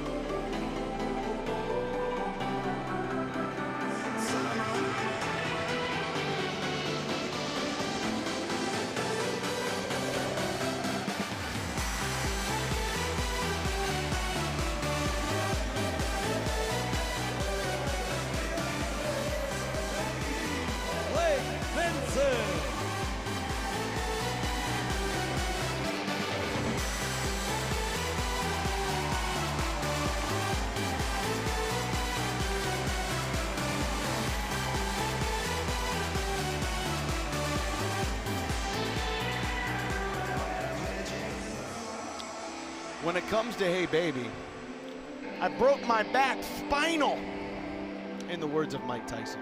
Perhaps we should leave the dancing to Blake Benson, who just pulled off some beautiful stuff there. A 1.74 ERA is mighty fine for this dancing handstand pitcher. And by the way, that means Will Etheridge's night is done with 3 really good innings. Yeah, very solid stuff from Etheridge. She exits with the lead. But how about the moves from Blake Benson's fiance? She's been a part of multiple OTT moments this year. What's up, y'all? How we doing? Dalton, there you are. What'd you think of that entrance from Blake and his fiance? You know, it's not a shocker that they crushed it. They've crushed it before. They crushed it again. Salamander, chip drill, double trip We'll take play that from all the day. middle infield. All day, baby. 2 more for Loco Beach. It's domination in the equalizer category. 8 trick plays already, Dalton. What's it like watching this group? Hey, man, it's fun to watch. I mean, you know we're going to hit the ball hard every game. You know we're going to be making some trick plays. These guys are undeniable. Oh, Benny. Oh, well, Benny. Mr. Malden, the YouTube chat is on fire right now. Hey, YouTube. So happy that you're on the mic. Finally, for the first time this season, it feels like it's about time, right? Yeah, dude, absolutely. Oh, sorry, Joel. Yeah, what's up, YouTube? Hope everybody's having a good day. Drinking some water, watching some banana ball. It's a great day. Wish y'all were here. What if they were drinking milk? Milk's good, too. I mean, it's a little midday for milk, but it's fine, too. It's a little late for milk. Okay. Blake Benson is walking around the mound. I feel like it's go time. I feel like that should be a ball. Do your thing. Oh. Dalton, lean into it. Not you, Dalton Malden. Dalton Cornett. No, don't tell him to lean into that. That's terrible. That's not fun. What are you talking about? That's a lot of fun. Uh-oh. Oh my Great God. dance. Oh, yeah. Pops him up. And we got a guy. And we got it. Oh, come on. Another double trick play. Peyton Chatagnier, take a bow. Come on. That's why you wear a hat at the ballpark. That's why you wear one. All right, Dalton. Enough of watching this awesome game. Let's have a little bit of a conversation here, you and me, all right? Okay. I'm going to grill you with questions, and you can just take it any direction you want to take. All right. First question for you, favorite instrument? Favorite instrument, I'm going to have to go with the guitar. How long you been playing the guitar for? I've been playing guitar since high school. My dad would give me gas money in high school, and every day, I never told him, but I would always like spend the money on gas money, and then I'd keep like $2 or $3, put it in my shelf next to the bed, and I would just save up. I saved up enough to get a guitar, and I got one. Would you rather never be able to drive a gas vehicle again, or never be able to play the guitar again? Hold on. Oh, all right. No interruptions, please. Continue. Never be able to drive a gas vehicle again, or never be able to play the guitar again? Never be able to drive a gas vehicle. I have a bike and I love it. What's your favorite of all of your songs? My favorite of all my songs? You know, I would have to say, on a board, let's go. Oh, no, it's a ball? Oh my, all right. Favorite that's out, I'd probably go with maybe Miss You, Love You, or You Phase. Popped up just short. Is Chatagnier going to do it again? It's Yeah, a third double Come trick on, baby. play in the inning. Give us that point. Come on. 3 outs, 6 trick plays. Peyton Chatagnier. Let's go. How do you do? Dalton Malden, the boys on the beach are firing. Yeah, they How's are. the energy down there? Yeah, they are. Let's go, boys. Great work. Peace to you, baby. Let's go. 6? Yo, you mic'd up? Let's go. I'm mic'd up. Beach to you. Hey, AJ. Hey, Zach. What up, AJ? Hi, AJ. Hi. I love it. Wow, look at that handsome guy in there. Hey guys, hey, Dalton, we're going to stick with you here until we come back to the plate because that was way too fast of an inning. I feel like I was robbed of a good conversation Yeah, and I with agree. you. I agree. So, who is that next to you? I don't have my binocular. Is that CJ? This is CJ, yes. Okay, cool. I've got a big question for CJ and Caden. Okay. Hit me All with right, it. you've got CJ to one side, Caden to the other side. Yep. I want you to ask them to both say a word on 3, and if it's not the same word, I'm going to be so upset. All right. Hey, on 3, I want you guys to say a word, any word, okay? You hear me? Say any word on 3. I'm going to go 1, 2, 3, say it. And if you guys don't say the same word, it is going to be pretty upset. All right, ready? 1, 2, 3, say it. Oh! Go again. Try again. That's close. 1, 2, 3. Ocean. Oh! Again. 1, 2, 3. Water. Oh, I was going to say water. All right. Then why didn't you? 1, 2, 3. Missed. All right, now we're getting too far away. I'm so upset. We Come lost it. on, We guys. lost So it. that was good. They were on the same wavelength. That's teammates. We've always got our mind on the beach.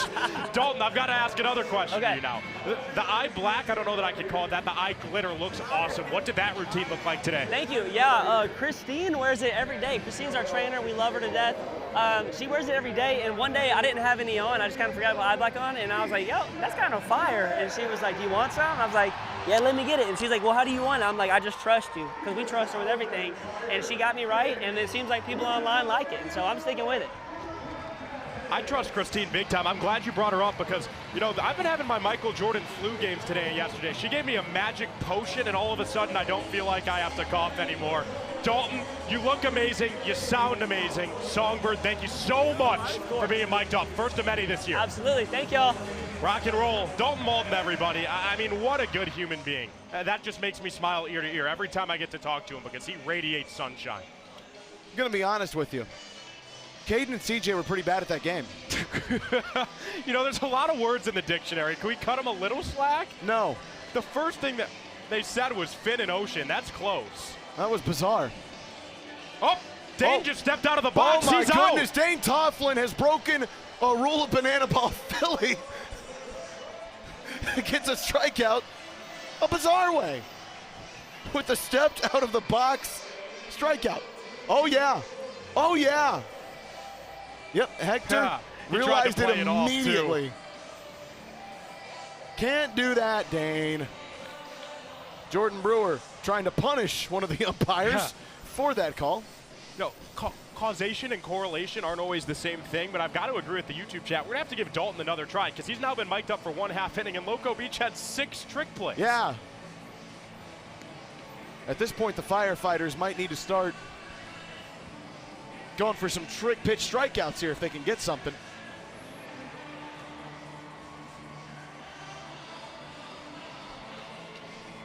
Brewer fouls it off into the Firefighters dugout.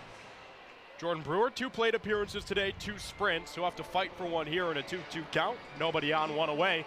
The Big Ten Player of the Year, hitting just below 300. It is a 9 trick play difference in the equalizer point right now. The Coconuts are trending well towards getting another equalizer point, which means the Firefighter bats and defense have really got to shore up here a little bit as we go into the back half of this ball game. Philly inside, ball 3. And what a night it's already been for Peyton Chatagnier. Brewer, high. Can someone catch it? I think it's on the roof anyway. By the way, failed to mention, Zach Phillips is into the game now. He's the new pitcher for the Firefighters, replacing Austin Temple, who had a heck of a 4 innings for the Fire and Flames. Well outside, ball 4 sprint. Brewer, not even going to attempt it, just stops at first base. South Trimble has also come into the game now. He will be in left field in replacement of Lamar Sparks. He is the designated fielder, though, tonight, so Lamar can keep his place in the batting order. Ashby Vining is in now. Urban USA. Philly known for incredibly quick innings, especially with the Savannah Bananas. He spent 3 World Tour before being drafted in the 6th round of November's Banana Ball Player Draft. Had a really quick start to this one, as that might be another swinging bunt.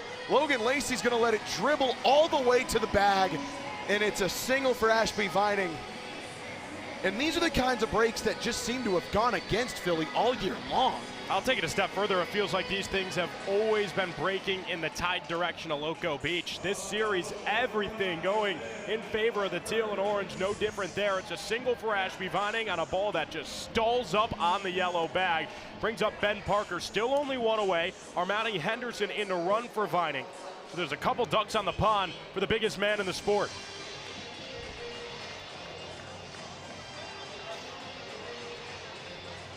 Fouls back to make it 1-1. Ben Parker tonight's got an RBI double, then grounded into a double play. They would love to repeat that here in the Firehouse. A swing and miss will also help.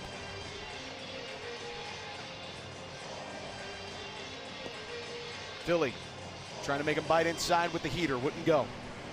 Parker, a William and Mary product. I just would not want to look at him the wrong way at the dinner table. Right back up the gut, a base knock. That's exactly why. Wow, Crocco gives the stop sign. That's a great throw from Noah Bridges. That's the right choice to put on the stop sign there, in my eyes at least. You don't want to make it out at home, especially with a guy like Gideon Antle coming to the plate. Last night I used my yard card on Eric Osberg. Tonight, bases loaded. I'm calling the shot right here. Gideon Antle's going to hit the first grand slam in the history of 9-inning banana ball.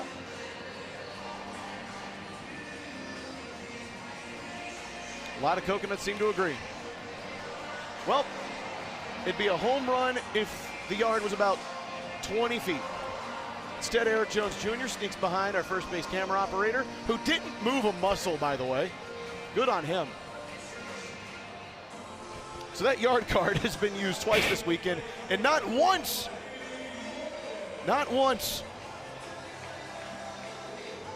has it been used effectively. Fair. Brady Morgan is up. Has a K and a ball, 4 sprints. We're talking about literal opposite ends of the spectrum. Morgan feels like he was born for this brand. Used to work at a surf shop, a Cali kid born and raised.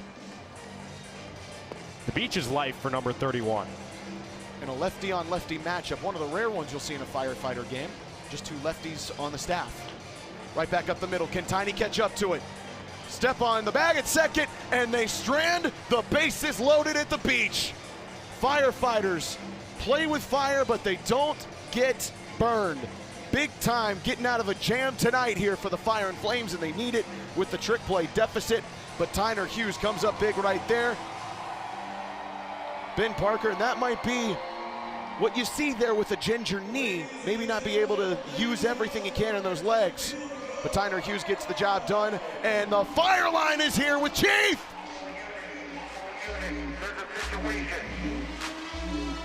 All plate, all units. Fire line, all plate.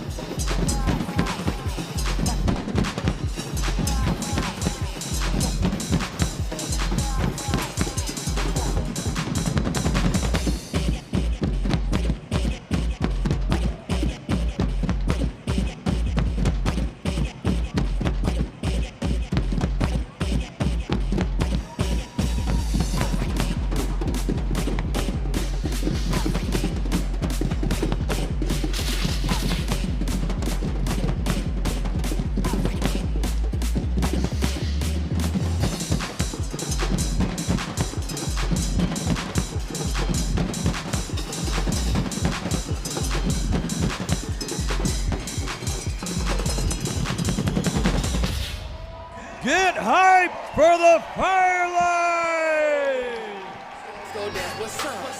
Man, those dudes can play some things and some stuff. Okay, that's one way to put it. Tyner Hughes was actually picking up one of them big old drums that you put on your stomach. He was picking that up in rehearsal and playing the thing, playing it real well too. Did you play any instruments growing up? I was a trumpet player for a little bit. Why does that make sense? I don't know, but I did play trumpet. I really wanted to play at some point. Really wanted to play as Eric Osberg almost took off Peyton Chatanier's head, laying down at second base on the throwdown. You don't want to do that. Shotty has 6 trick plays tonight. The record is 8. I played the cello. Thanks for asking. I would have taken you for a harp player. Oh, don't let me get my hands on those 72 strings. Really? I play a mean harp. Did you play harp? Good for you. So Blake Benson no, mowing I have through. never touched a harp before. I think I'd be good at it. I appreciate that. Blake Benson mowing right through the Firefighters' top part. Eric Jones Jr. might have gone about 30 inches in front of home plate and one down quickly. And see, Coconuts have had a couple of those slow rollers, but down the third base line, the Firefighters just not getting the breaks their way tonight. I want to give some credit, though. That's a phenomenal play from the 10-year professional Eric Osberg. And another hot soup kind of hit. And Peanut is on the board for the first time in Wichita. Yeah, after he had his hit streak snapped last night, you felt it was a matter of time. After a great play from Eric Osberg, they show you why it's called the hot corner. That thing was smashed towards Dane Toughlin. Couldn't keep it in front of him. And it's a one-out single that gets the inning-winning run, game-tying run aboard for the Firefighters. I told you Lamar Sparks was out of left field, but because of a designated fielder, and he can't keep his place in the lineup. Had himself an absolute screamer of a double into the right field corner. In his first plate appearance, he does that again, and we might be saying hello, new ball game. Benson over to first, nothing doing.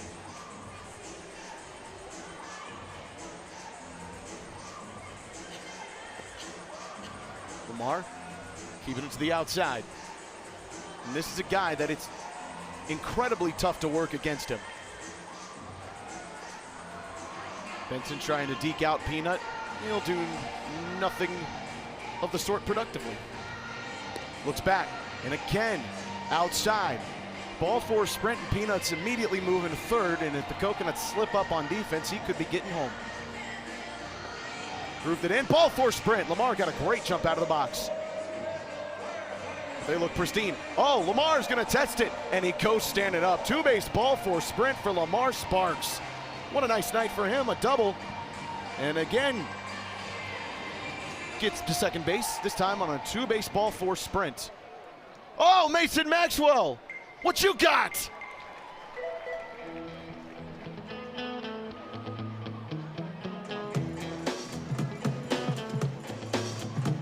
The faster we're falling, we're stopping, stalling, we're running in circles again. Just as things were looking up, you said it wasn't good enough, but still we're trying one more time. Maybe we're just trying too hard, when really it's closer than it is too far. 'Cause I'm in too deep and I'm trying to keep up above in my head instead of going under. 'Cause I'm in too deep and I'm trying to keep up above in my head instead of going under. Instead of going under.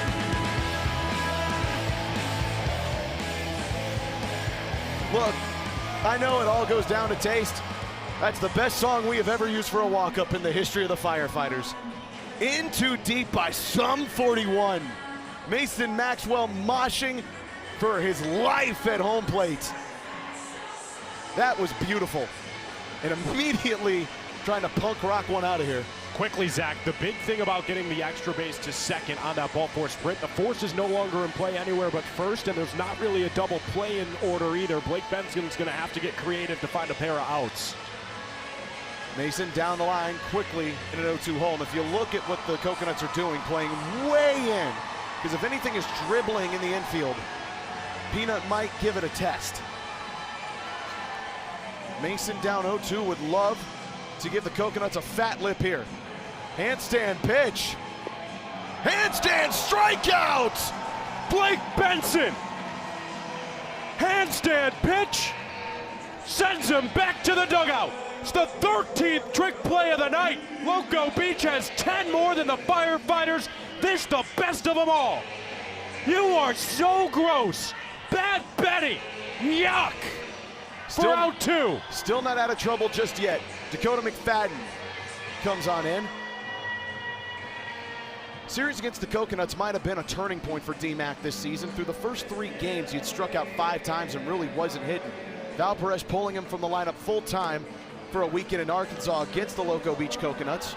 D-Mac took it in stride. Took it about as good a way as you would ever want to. The way a coach would tell a kid to take something like that. Since then, he's 9 of 18, 500 average, 625 OBP. And by the way, since then has not struck out 1 time. I hope I did not just jinx it. Is that good? That's very good. It's a 2-1 Thought count. so. Ball four sprint would win it. Hit through the gap would win it. Something deep to the outfield would win it. I still just can't believe Blake Benson is able to throw strikes after a handstand. He has to be the only person on this planet who can do it. He's saying, do you guys want to see it again? I do, Blake. I want to see it again. Please, please do it again. Quickly works it from 2-0 to 2-2. What does Blake Benson have in store? AJ Switek is leaning out of the booth. Backflip! What's he got? D-Mac, could that be deep enough? It won't. And the Firefighters have 2 stranded aboard again.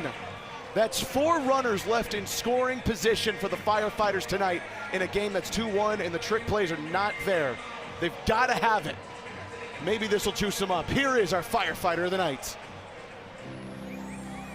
Ladies and gentlemen, please welcome to the field our Firefighter of the night, Lieutenant Dave Becker.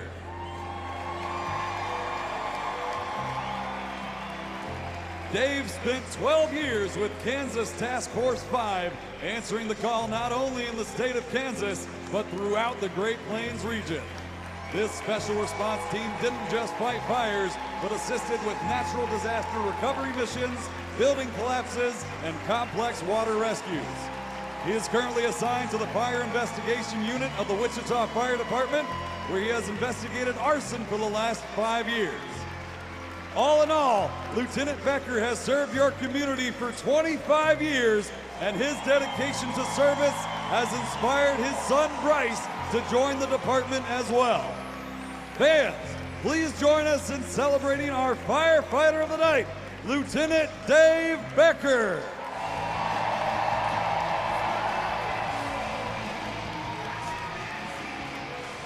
"25 years of service, a lifetime's worth of work here in the Wichita Fire Department for Lieutenant Dave Becker. A salute to him and all the great firefighters around so many of these wonderful communities that we continue to play in.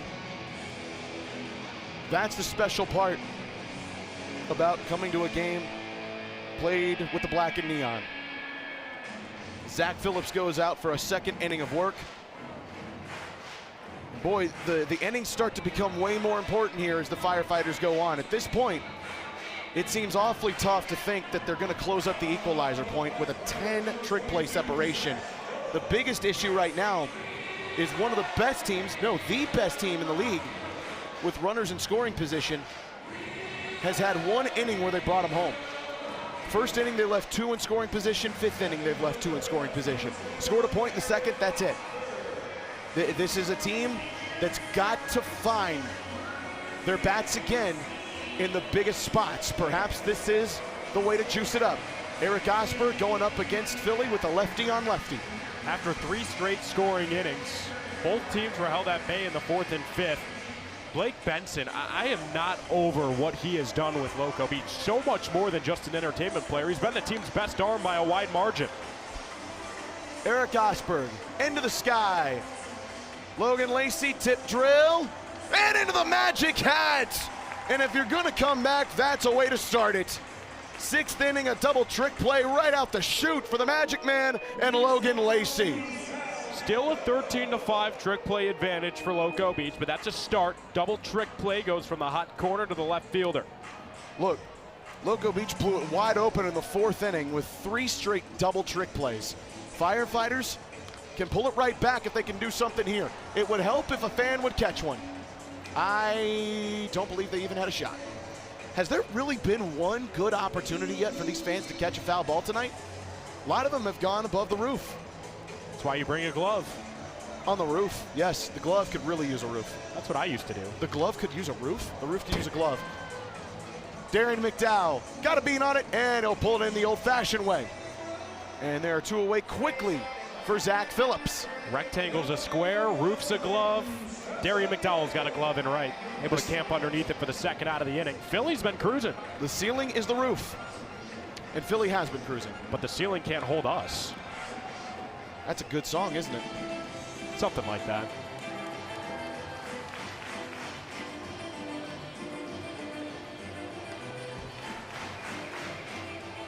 Quickly, Peyton Chatagnier in a hole. He's got a single and a ball 4 sprint. Philly, slow clap. What could he be brewing? Philly, you had my curiosity, but now you have my attention. What is in store for this left-handed beauty? A ball. I was prepared for something I had never seen before. Huge chance for a trick play here. In foul territory, and it falls well foul.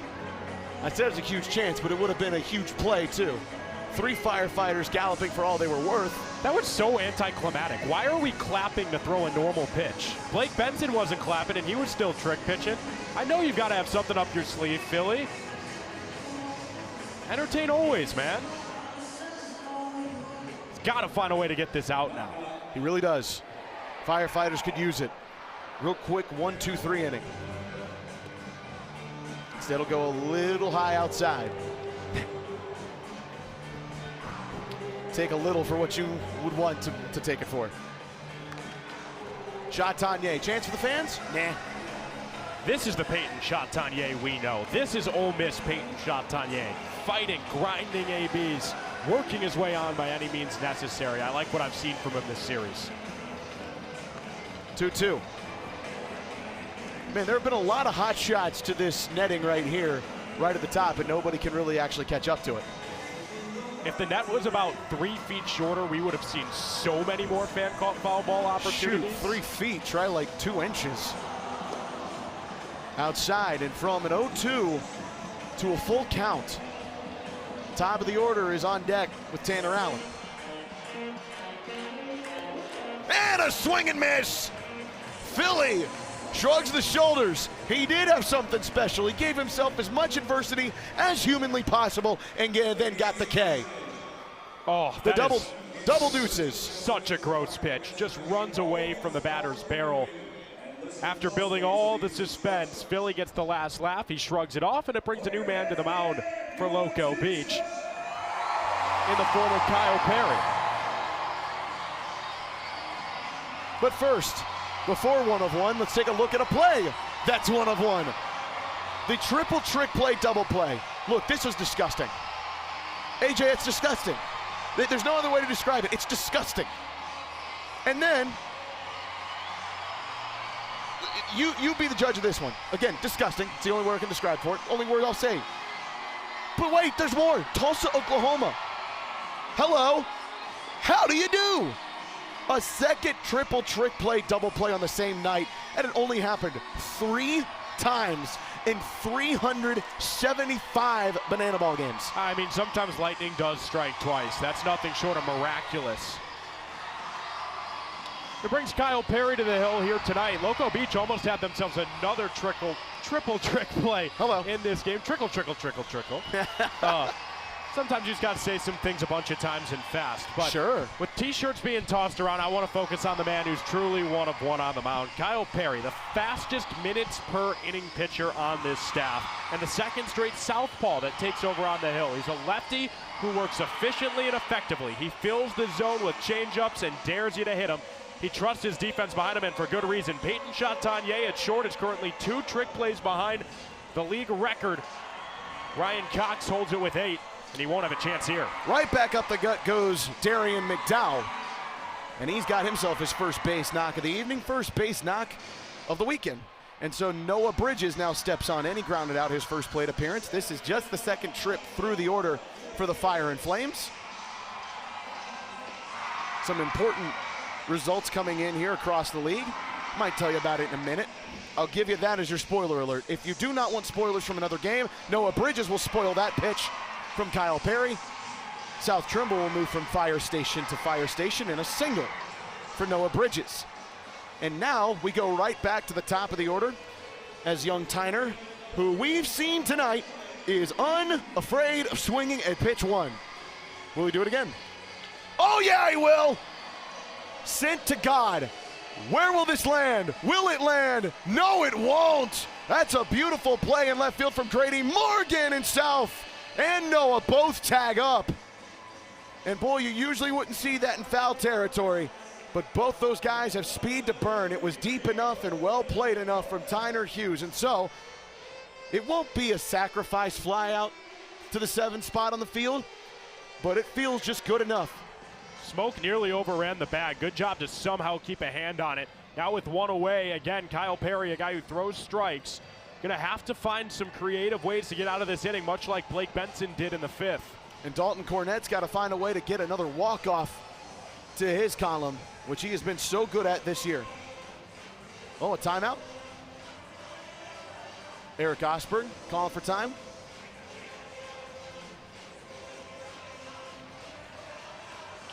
DC down the line. Man alive, Smoke never tried it.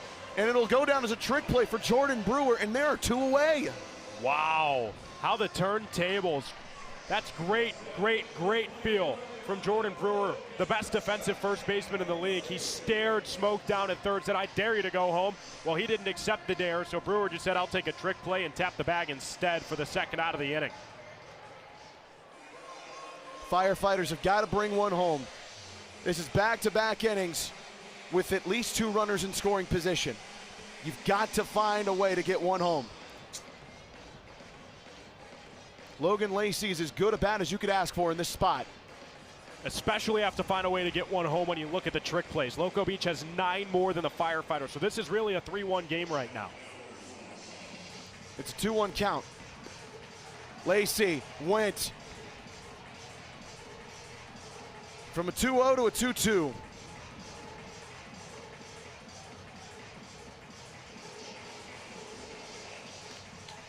Right through the gap, and it's a tie ball game. Logan Lacey walks it off in the 6th. Big time play from a Showtime guy. And Chief is on the field, and he's got something real special for us.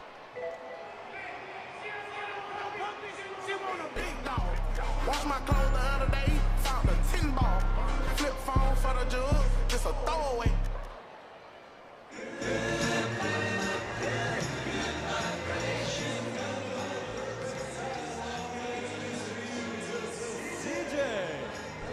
Chief, that was stupendous. And Logan Lacey had that dog in him right there. South Trimble put an elbow down there. It's time for some senior splashdown. We have Diana, Cheryl, and Kay, and they are representing the graduating class of 1972. And to my right, we have their husbands, Larry, Dave, and Robin, representing the graduating class of 1967. And we are about to play a game we like to call Senior Splashdown. Here's how this is going to work. We are going to be having a water balloon dodgeball fight. If you get hit, you're out. Boys versus girls. Last side with seniors still standing, win. Seniors, don't throw out your back. All right, let's get ready. Get to your sides. Get ready. Get set and go! We got balloons flying. If you get hit, you are out. The men are dodging, the women are dodging. Get those balloons flying. Oh, Cheryl is out. Cheryl, it's 2-3. The boys are taking a lead right now. Oh, there goes Diana. Oh, there you go. Oh. All right, that is it. The seniors of 1967, the boys, are our senior splashdown champions. One more time, everybody. From the sun going up, down, Now pitching for the Firefighters. That looks like a lot of what we do at Fire Drill Live, throwing water balloons. Quick, Tyner Hughes. Trick play at second base, you can call it in. And the guy who just caught that trick play is the guy who's joining us on the mound, the mustachio beauty at first base. What's up? Eric Jones Jr., EJ. Quickly, let's show this on the broadcast because we're moving at warp speed. We are. You look like a completely different person than you did when you last suited up for the Bananas. Look at that mustache on that man. Thank you. Thank you. It's, number one, tremendous. I personally think it is. When was the decision made to grow it out? Because I believe through 3 World Tours with the Bananas and many CPL before that, you never had the mustache. Yeah, so 4 World Tours, actually, and in that first World Tour, I actually did have the mustache. If you go back to the 22 World Tour, Savannah Banana baseball card, I'm coming out with the mustache and my tongue out, kind of like that. And, you know, they just encouraged us to do fun stuff. That's crushed.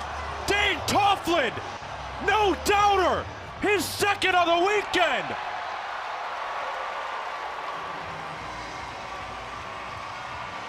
Cleared the berm. That ball's on a vacation with no return flight. Big Timber, so nice he does it twice. Do you get deja vu? It's a 1-out big fly for Big Maple. Absolutely tattoo. EJ said it right. It was crushed as soon as it left the bat. That was a no-doubter. Good swing right there. That's gone in every ballpark. Yeah. EJ, I want to ask you a really quick question. Okay, what you got? Has anyone ever called you EJ Jones, and does that play or no? No, but what you could say is EJ Jr. Because I know with KJ, it's from Kyle Jackson, and he still gets KJ yeah, Jackson. So that doesn't AJ. technically make sense, but my name is Eric Jones Jr. Yes. So you could call me EJ Jr. Okay. You could also call you EJJ. People have called me EJ. That might be too. Top spin. Goodness top spin. gracious, We got a guy. South Tremble. Yeah! Oh, he tried for the trick play and it missed. It was still cool. Jordan Brewer will stay at first. Boy, you give South a ton of credit for giving it a whirl right there. He makes those catches in practice all the time. Yes, he does. He works hard, and yeah, I thought he was going to come down with that one. That would have been cool. I thought he would too. I thought we were about to see back-to-back jacks, I won't lie. I thought South was about to pull some magic I thought out. so. It had some top spin though. It did but have a the ball little was hit top hard. Can you explain to viewers at home who are maybe new to the sport the difference between topspin and backspin? Yeah, basically backspin's going to stay up in the air and carry farther. Topspin is going to get down faster. So topspin, good for getting hits. Backspin, good for hitting bombs. Darian McDowell! Two! Oh yeah, what a pick. Oh my no, goodness, he was no on. way! He was on. Come on, he's on there. Oh my goodness, I thought Peanut was on there too from my view. Yeah. Peanut saying he doesn't know. Where the fan? There they at. The fans. Did the fans I challenge? love a good Yes, they fan did. challenge. Fans have challenged right here. Love a good fan challenge. Ashby Vining trying to say they shouldn't have it. Now they officially blow the top here. So, okay, I can challenge. circle back real quick. All right, Yes, top do it. spin. Boom, gets down quick. Good for getting hits. Backspin, boom, carries, farther, home runs, but balls also stay up in the air. So if you don't get it out of there, it gives the fielders a chance to catch the ball better. I'm gonna circle back to the mustache thing as well. Yes, please do. So last year, you know, we headed back to Seattle where I bullpen caught for the Mariners, and I actually wore a mustache when I was in. Yeah, y'all saw he was out. I saw it in real time. Love, foot still on the saw it back in to real me. time. He was I think he's out. He was out. But didn't even look. Peanut, look at Peanut Didn't look over that short. close. He's validated. So I bullpen caught for the Mariners. I wore a mustache because I was young then. I wanted to look a little bit older, kind of fit in with the coaching staff and stuff. And so when we went back to Seattle, I started growing my mustache out again. And so I kind of had it at the end of last year too. But then this year, when I became a firefighter, I was like, this is a perfect time. Yes. Switching teams, show like some good faith, buy into the new team, grow the firefighter mustache, and have a new little wrinkle for fans to be excited about. And a lot of fans come up and they talk to me about it, and they enjoy it. So it's fun to do something a little different. And you were joining a team with elite mustaches with That's the right. likes of Marshall Schill, That's Ben right. Dum. You faced Bradford Webb when he still had a mustache. Armani Henderson is there. I got. Can you make Hi, sure the Armani. Coconuts stay out of our mic'd ups?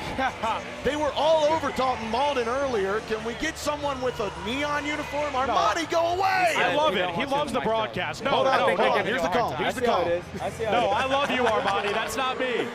Hold on, the call. Has been overturned. Yeah. And he's The out. runner is out at second base. So Darian McDowell doesn't make the sliding catch. He does make the throwing out. And the fans are the smartest people in the room right now because they popped the challenge Tough there. fielder's choice right there. We got to cover first. Got to cover first, man. EJJ, can you tell Zach that he needs a mustache? Zach, it would look good on you, my man. I'm trying, brother. I am. Well, don't be This afraid is about to use. this is about what 3 weeks of growth will do. This glove is killing me. Goodness. Man, I would love for you to get a chest high throw here at some point tonight. I should have caught the. I mean, it just popped right out of my glove. It was in the pocket. It'll be all right. It's really not though. It's frustrating. I believe in That's you. like if the nothing third else. time today. If nothing else, just know I believe in you, Eric. Thank you. That's really all that matters right yes. there. Yes, correct. Boy, I've been thrown off by this glove talk here. Oh, back over. Look at that All right. snow cone. See, now we've caught it. Snow cone. Obviously, this weekend, still a battle on our hands here, but your first season with the Firefighters has been one where the team has kind of rewritten its history, redefined the brand. What has this first 2 months been like for you being on a completely new team where you guys are redefining the standard of this brand? It's been awesome. Getting to interact with so many firefighters and families of firefighters, it's been really special. That one gets through, Armani. It's Won't test it third. You know, it feels like you're playing for something bigger. It feels like we're growing a brand here, kind of the way that we did with Bananas from the beginning. And ultimately, we know the best way to do that is by being competitive on the field. And everybody is just a good ball player, a good person here. It's a real true brotherhood. Everybody's in this thing together.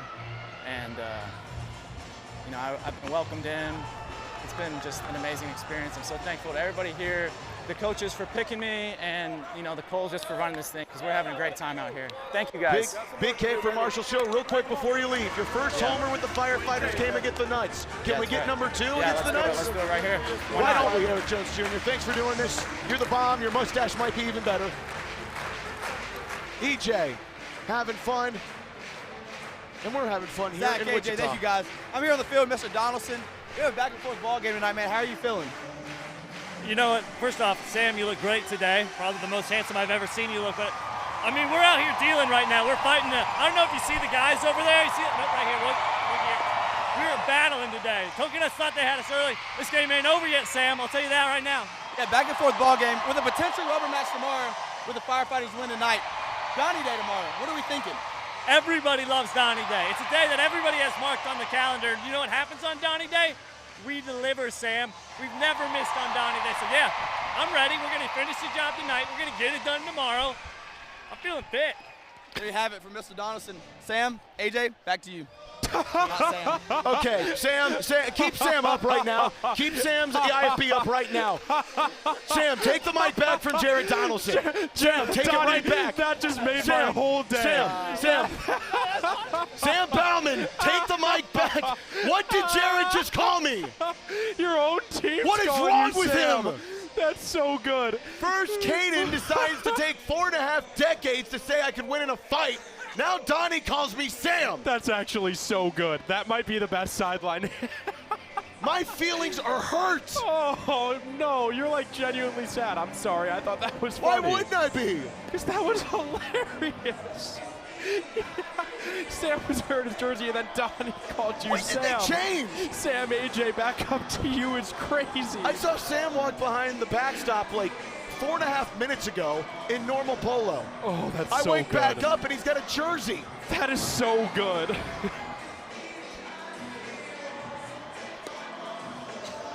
Three-one counts to EJ.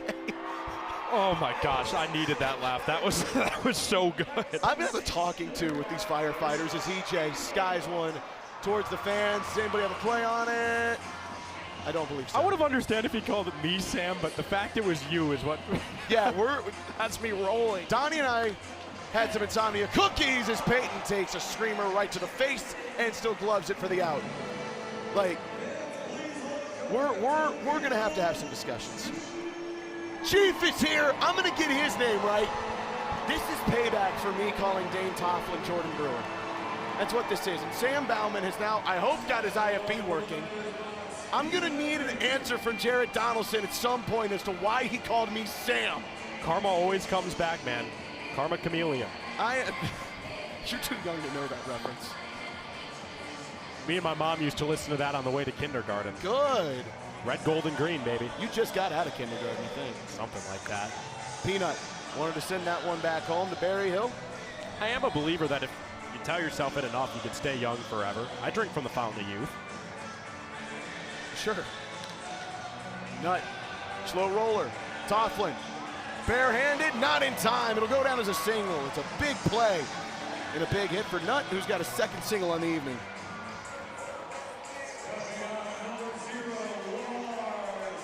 I just got a text from Sam Bauman saying that it was Sam Bauman that said it. Sam, if you want to take that on your shoulders, you go right ahead. But Jared Donaldson, all I'm saying is he better shove on Donnie Day. All I'm saying. I mean, that was... or I might be calling him Tyner Hughes the rest of the life. That was television. It was. Lamar, left center field. Morgan just brings it in the old-fashioned way. And at this point, they don't really have to do a ton of trick plays. They got an 8 trick play difference in the books right now. Correct, and that's what we just learned from EJJ during that mic'd up. That ball had top spin, so it doesn't carry as far, kind of died out in the sky. That was a really good learning moment with EJJ on the mic. That was a fun segment. Then we went down to the sideline. Look at you listening to him, by the way, calling him EJJ. Oh, yeah, no, that's his new thing for me. AJ Swiatek. There's one thing you can't take away from me, and it is that I'm a good listener. I take pride in that. I really do. You almost have to be. EJ, by the way, he's right, 4 World Tours. Mason Maxwell swinging out of his shoes for strike 2. They could really use something here from Mason. Had a walk-off ball 4 sprint in the 2nd inning. They need a base runner here to move Peanut. Kyle Perry gave up the game-tying point in the last inning. Mason, slapper over to Dane Tofflin, much easier play, and gets him out of the inning and gets another point for the Nuts. And as we go to the 8th, Firefighters have got to have a point here. Loco Beach gets another point and regains the lead. They're on top 3-2. Let's take a look at the trick plays as well, because it's really a 2-point lead for Loco Beach when you take a look at how we've got here. The Firefighters started the day, first ball in play. Bridges had it, but from that point forward, it's been nothing but the Beach. Peyton Chatagnier has been a part of 6 trick plays. Loco Beach has 14 total. Peyton Chatagnier, Zach, has matched the Firefighters total as a team in trick play. Chatagnier has 6 tonight. The Firefighters have 6 as a team. Loco Beach has 14 as a team. So that's an 8 trick play advantage. As the visiting team, that puts the Coconuts in more than pole position to secure the equalizer point for a 2nd consecutive night. Last night, it was what secured the win for the Nuts. Now here, already on top 3-2, it would be a nice insurance policy for whoever takes over next on the mound. And we speak of taking over on the mound. There's a new man out there, and he likes the word ka-chow. He does like the word ka-chow. Old number 95, the Lightning from Lexington. Johnny Hummel, one of the elite closers in our sport, has the opportunity in the 8th inning to play setup man role now. He has 4 of his 5 save attempts here, and he's got some beautiful neon cleats on, by the way. Oh, Lightning would be proud. 11 1/3 to his credit. Johnny really, for the Firefighters' sake, they got to get something clean here. At this point, you need an act of miracles to get the equalizer point at least tied, and even then, I'm not sure that this is relatively possible here. You need... It's not. Let's be realistic. You need a triple trick play, double play. You cannot get a triple trick play on a single out. So that means it's impossible. It's virtually impossible. So Loco Beach is on top 4-2. We can go ahead and update that whenever we feel fit. Maybe after the top half, just to ensure some fairness here, is Gideon Antle, and by fairness I mean just to ensure processes are due here. By the way, I told you about some spoilers potentially as Gideon Antle swings again for strike 2. I respect it because we talked this morning, and you know we had dreams he was hitting a homer in the 8th, so he's up there trying to do it. Oh, we're gonna get a steal of first base potentially. Dalton Cornett won't even throw down. I didn't dream of that, but it works. That's not the yard card, but it'll do the job. So Gideon Antle goes from potentially striking out for a 3rd time tonight to a steal of first base. His first one in his young banana ball playing career. Got caught trying to do it for the final out of this series in San Diego. Much more success here. The Ant-Man can fly. Grady Morgan's laid a lot of good lumber on ball this weekend. Problem is, just haven't had a ton of them landing for hits. On the 4th trip through the order for the Nuts, can they find something right here as Morgan fouls this one back over to Eric Osberg in the on-deck circle. There's not actually an on-deck circle anywhere close to the man. He's standing like 10 feet away from the plate. Hey, Ben Parker.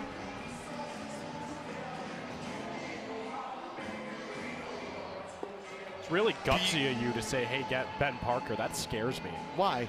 He's a nice fellow. Yeah, but that's a beautiful moving pitch, by the way. Say hello something to a wrong to him. What if he... Hello? Boy, what a great curveball. Grady Morgan didn't like it, won't matter. Johnny Hummel, first K of the night. He's been humming this season. Johnny Hummel get what you did there. Pitched a really good 9th last night, now with no day's rest. Gets his first out on his own accord, and it brings up Eric Osberg. Ground ball can get him out of the inning quick. Really could. That could help too, if Logan Lacey can chase it down. Do the fans have a chance? Oh man, Lacey tried. He sits right on up. You know, if anybody's going to laugh at that, it's the guy right there, and he does have a little laugh there. It's the 11th strikeout of the year, by the way, for Johnny Hummel. Man, Lacey has tried like daylights to get something there a couple different times. Osberg, 0 for 3 tonight. Right back up the middle. Could be 2. Tyner, Nut, over to EJJ, and it's a double play, and the Fighters are out of the frame. It was a trick play there from Peanut. You can call that one in, but not before the Coconuts go ahead and win a second straight night of trick plays.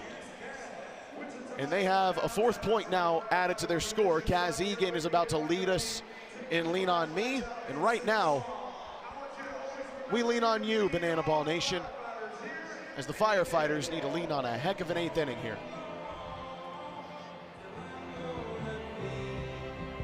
Somebody to lean on. Sing it, Wichita.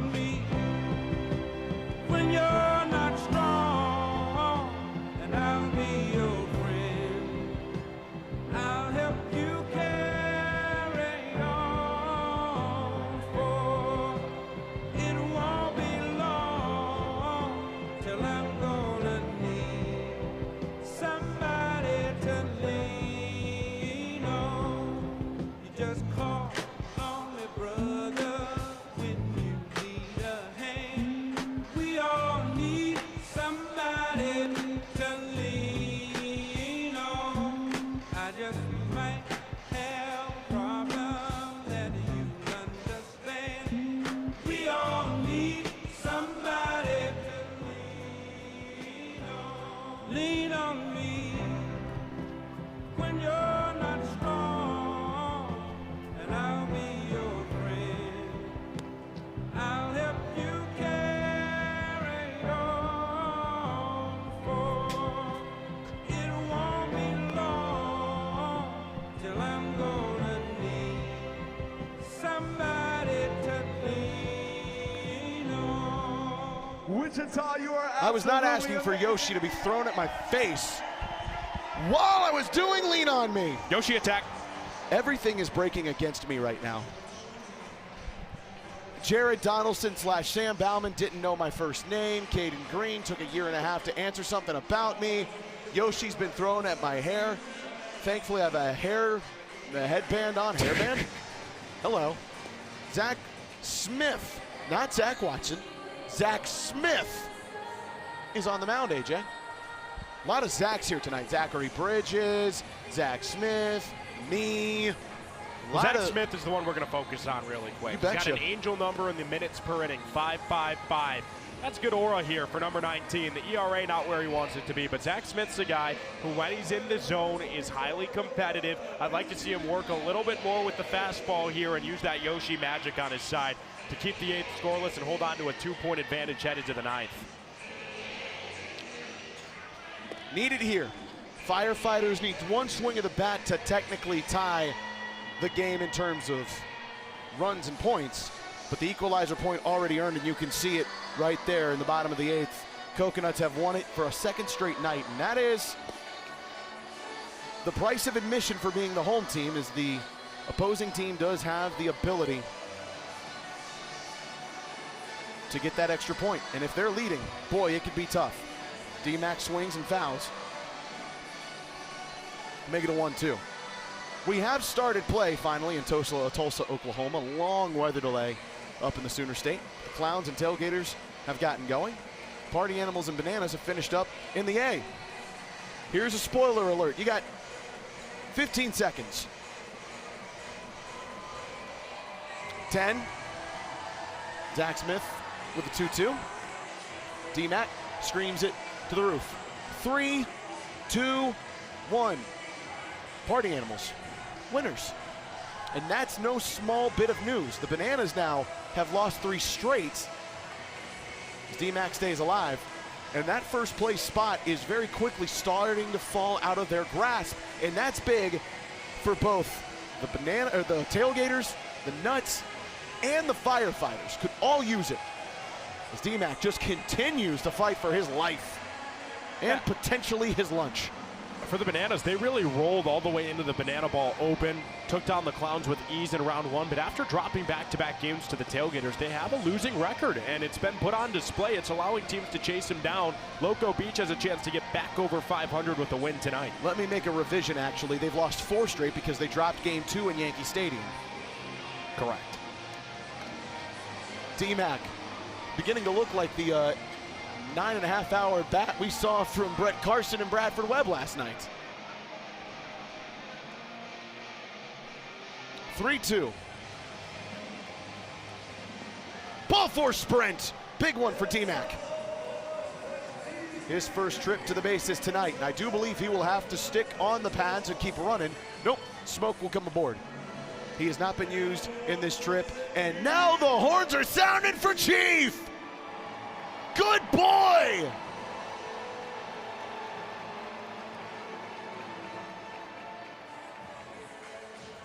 That will also ensure that the Firefighters will at least turn the lineup over at some point over the next couple of at-bats.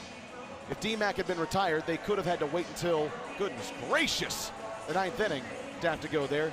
Now there's at least an opportunity to get Tyner Hughes up, and the golden at-bat is still in their hands.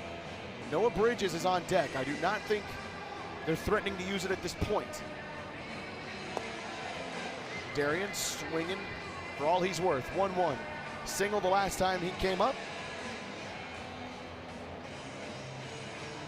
He's got a big AB here. Check back over to Smoke. Gotta have it. A point here is of necessity to make it just a 1-point game going into the 9th. Boy, there's a lot of checks from Zach Smith on Smoke. He is quite nervous about it, and he should be. South Trimble's got a heck of a set of legs to move.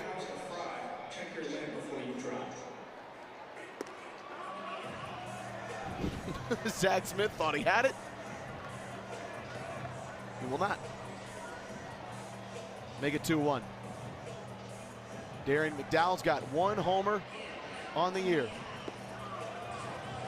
Wow. Might have been the payback pitch there. Darian got out of the way of that one. Hector gives it to Zach Smith. It's a 2-2 count with a runner on first. Smoke back. Boy, he is awfully jittery about trying to keep South Trimble at first. Darian swing and a miss. And a big strikeout for Zach Smith.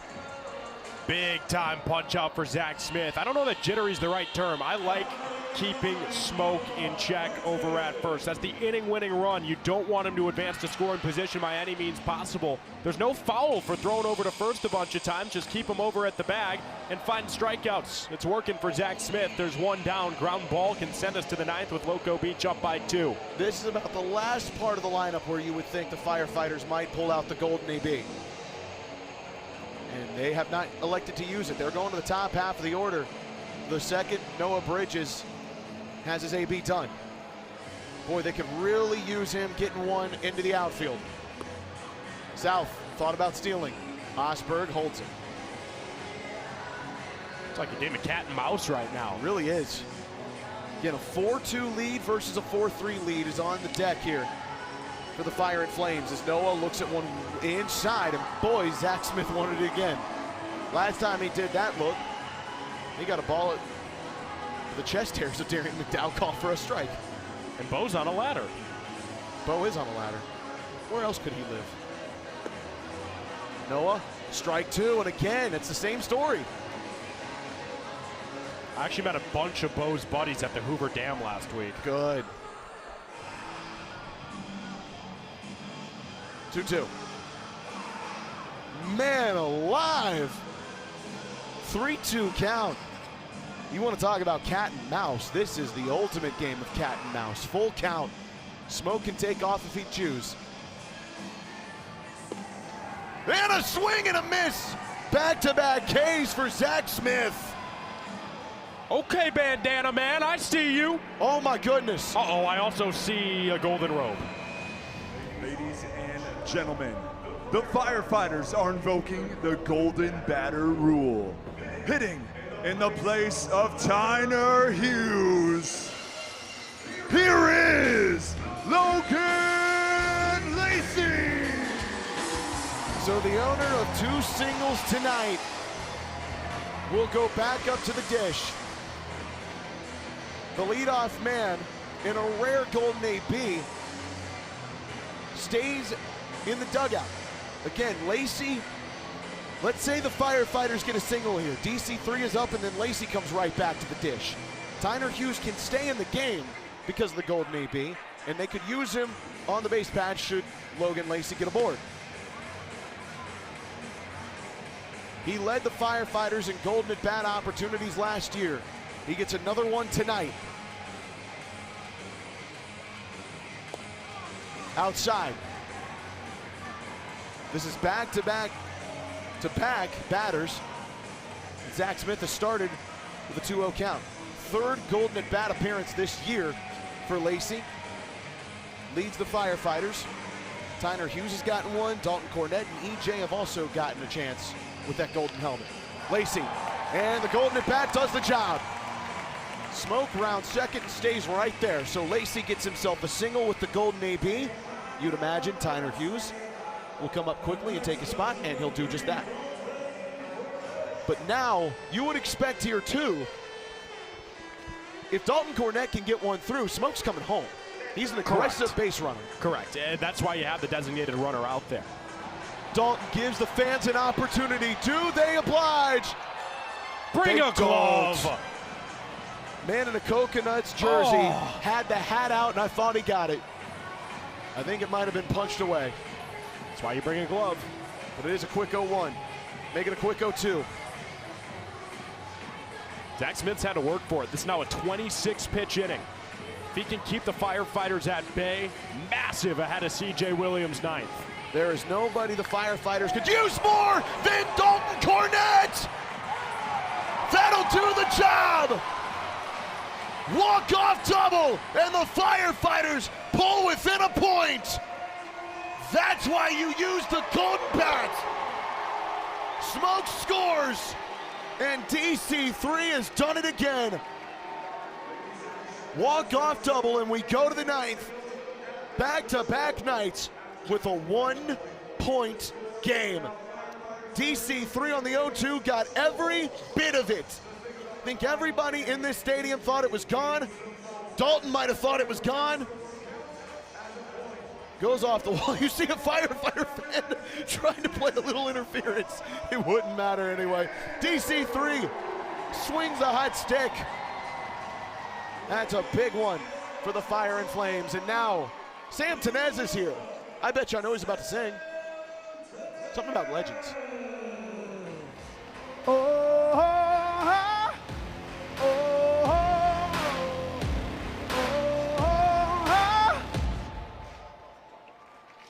I've got that lightning inside me, son of a god.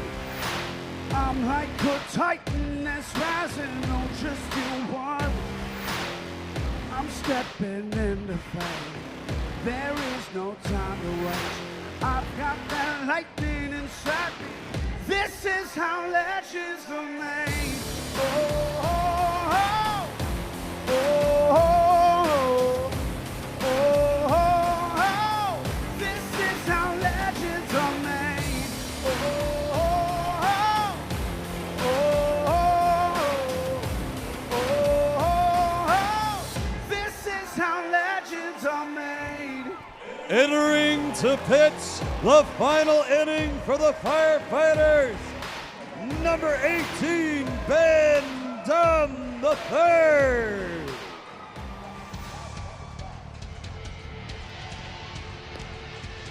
The silencer, Ben Dunn III, the reigning and defending pitcher of the year in the sport of banana ball, comes in for the ninth inning. If the Firefighters want any shot at this, they need this man to do what he always seems to do, and that's come up clutch. Again, the nightmare at FSU against the Coconuts well in the past. Last night came in the eighth, might have given up a little bit of trouble, but got out of the innings spotless. He's got a golden batter right off the bat here. Ladies and gentlemen, the Loco Beach Coconuts are invoking the golden batter rule. Hitting in place of Sal Jacobo is your golden batter, Tanner Allen! Tanner Allen, golden bats to kick off the ninth inning. So he will have this at-bat and then immediately go to the on-deck circle. It's going to go Tanner Allen, Peyton Chatagnier, Tanner Allen here in the ninth. The Coconuts last night won it by a single point. It was the equalizer. I'm getting deja vu, but Tanner Allen wants an insurance policy to help out C.J. Williams. Can he find it, or will Ben Dunn shut the door? Ben works it with an 0-1 and then a 1-1. Bo the Beaver is still high. Allen, foul. And look, a lot to choose from here from Krakow. A lot. Dane Tofflin, you could have made the argument it could have been him. Allen, do the fans help out Ben for a second straight night? No.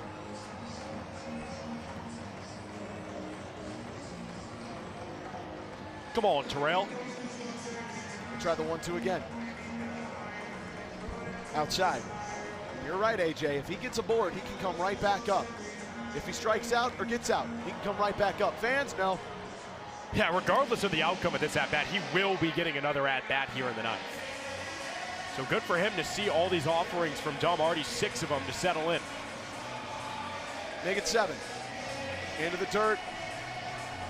It's a full count. AJ's giving me the 6-7. No, me? Fans, this much easier. Oh, it's an out! Finn caught foul ball! Ben Dunn gets help for the second straight night! Huge!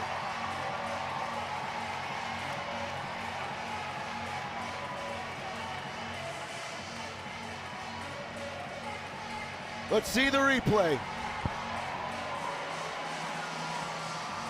I can't tell anything from there other than, oh, it's in his forearms. No, it's in the hands. And the Coconuts have challenged. Wow. I can't tell anything from these angles yet.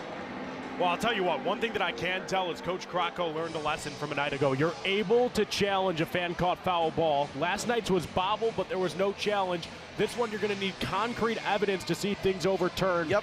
And a great job, as always, from our camera team. This is just such a tough one. It really is. And, like, you could make the argument it looks like it might have snuck through someone's hands, and therefore it does count as a tip, but I can't tell for 100% certainty. This, I don't think, is going to help us much either. I can't tell you for sure. The ball just evaporates. Yes, it's so it just hard to see. disappears. Mason Maxwell is surrender cobering down the first baseline. I don't know that anybody seems to believe they know what the call is here. Danae Benitez is hitting a yoga pose on the top of a bucket. Brett Carson is doing the 6-7. Ben Dunn seems to believe a fan has He's not doing the 6-7. He's saying it was bobble. I know, but he looks like he's doing 6-7. It's the same darn thing. Oh, this is the angle. It's just so tough because of the net.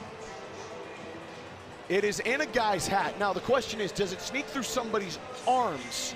Because it does look like someone else is over top of it. The question is, do they have any sort of grasp on it? Do they make a play on it? Do they hit it? I can't tell from this angle. Yep, you can definitely see it in the hat. There, that is no question. I see it in the hat right there. Let's find out the call together. After further review, the call on the field stands. The batter is So after waiting out. 17 games, the Firefighters have back-to-back nights where Ben Dunn has induced a fan-caught foul ball. Neither were without controversy. Yeah, really, back-to-back nights with some of the most interesting fan-caught foul balls I've seen in my time in the sport. But it's an out for the Firefighters, a big one for Ben Dunn, who seems unfazed by that time off, right back in the zone, making a 1-1 count as matchsticks fill the board. Peyton Chatagnier represents the final batter of the order. Tanner Allen can come right back up after this. We'll turn it over. 2-1. Chatagnier swinging and fouling. We'll try it one more time. Firefighters just need it to be clean. Don't want to put too much pressure on the pitcher. If there's any pitcher that can absorb it, it's Ben Dunn, but he throws way outside, and once again, we'll go full count.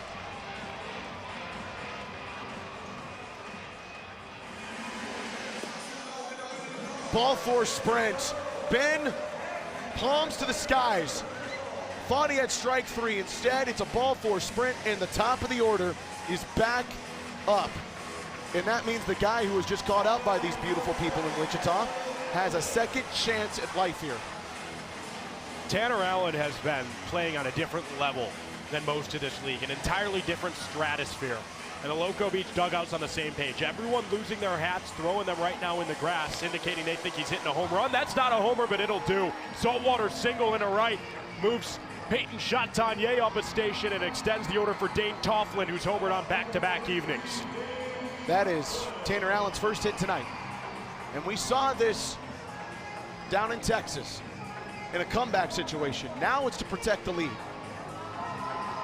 There was a big blast from TA in the 9th inning to give the Coconuts a lead. They never surrender against one of the best closers in the sport in Reese Miller. Now against the reigning pitcher of the year, Chatanier going for third. Throw it down. Lacey lost the ball! And Chatanier can't go.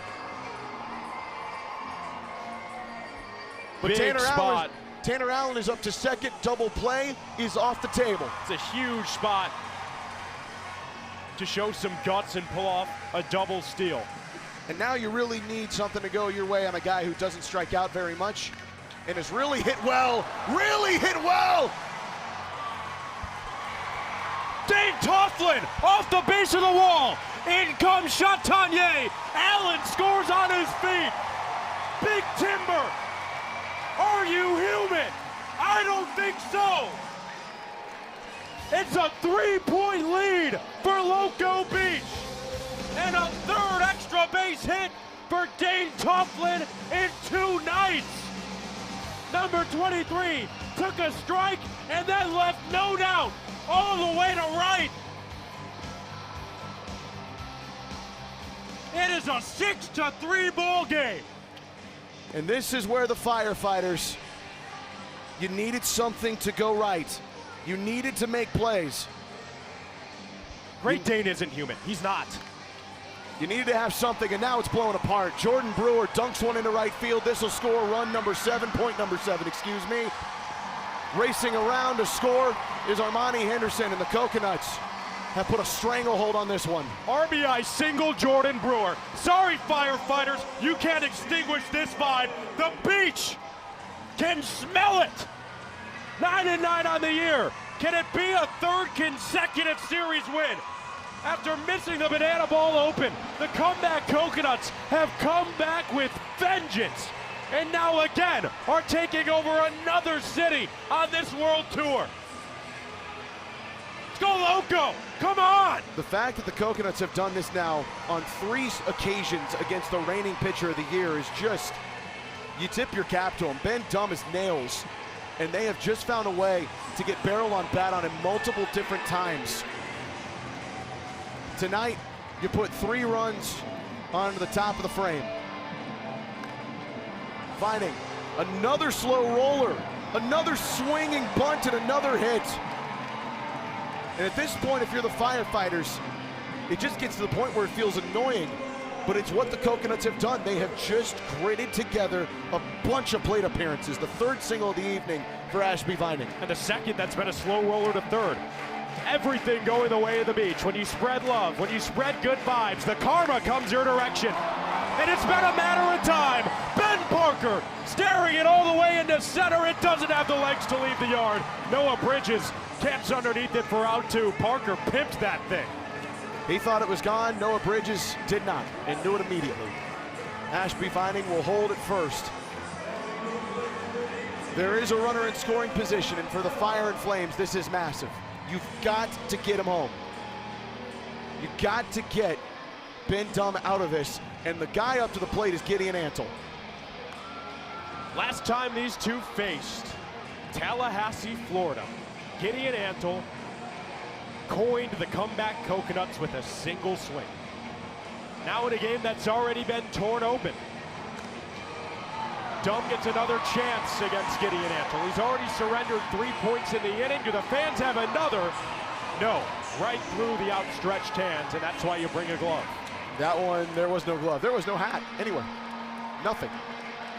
Firefighters have Logan Lacey, Eric Jones Jr., and Peanut 2 up in the bottom half of this frame.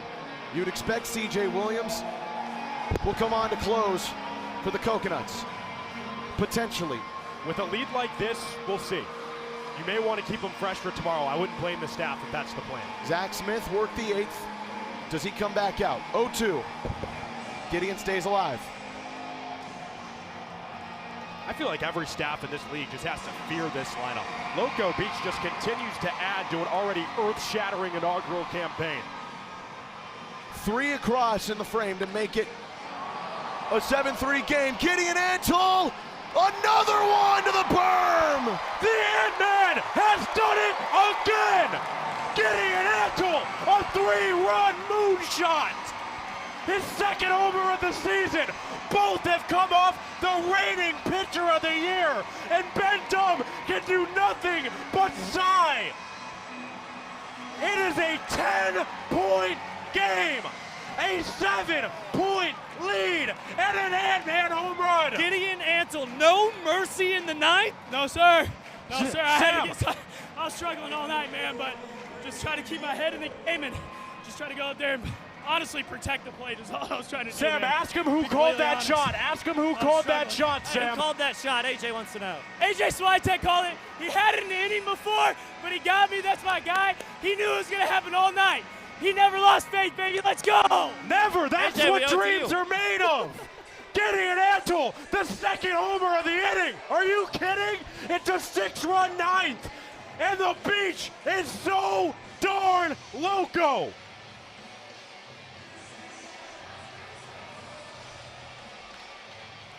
Popped up. Foul territory. Logan Lacey chasing. South Tremble couldn't make the play. And it's been one of those nights where even when you get something like that, it's just not easy enough. Firefighters are going to have to put together something unseen, not just in the team's history, but really unseen in the sports history. And they still don't know exactly how large that deficit's got to be. Morgan, over to Tyner. Out 3. And the Firefighters are gonna have to do something heroic to give themselves a win tonight. Ben Dum was a strike away from potentially having 2 down with nobody on. Ball 4 sprint, then followed up by a Tanner Allen double. Dane Toughlin scored them both, and it opened up from there. The Firefighters have been one of the hottest teams in sports, but the Coconuts might have just taken the title of the hottest current team in sports by the way they play tonight. They've just been as good as anybody else. This is Coconuts Banana Ball, and I hope that you are ready to remember the name, because through 18 games, this team has come and left a mark on the sport like no other. No one swings the sticks like Loco Beach. No one has vibes like Loco Beach. And no one, and I mean no one in sports, is hotter right now than the Loco Beach Coconuts. We are playing with fire. The Firefighters down by 7, already used their golden batter, and Zach Smith comes back out to close the door. It's where it hurts to not bring across a run in the 1st or the 5th. It would cut the lead down to at least 5. But you don't expect an inning like that coming from the pitcher of the year. Again, there was such a close, he thought close call on Peyton Chatagnier, who worked himself a ball 4 sprint. And from there, it just blew apart. Logan Lacey fouls at 1 back. If there's anybody you have confidence in that will find his groove again, it's Ben Dum. Lacey gonna take off for first. And it all starts with 1 base runner. You need a grand slam and then 3 runs. You need a touchdown and an extra point here. And the Firefighters are going through 3, 4, 5. You're not gonna be able to get a 7-run, 7-point hit. You gotta find it in spades here. It is Zach Smith that comes out to work the bottom half of the 9th.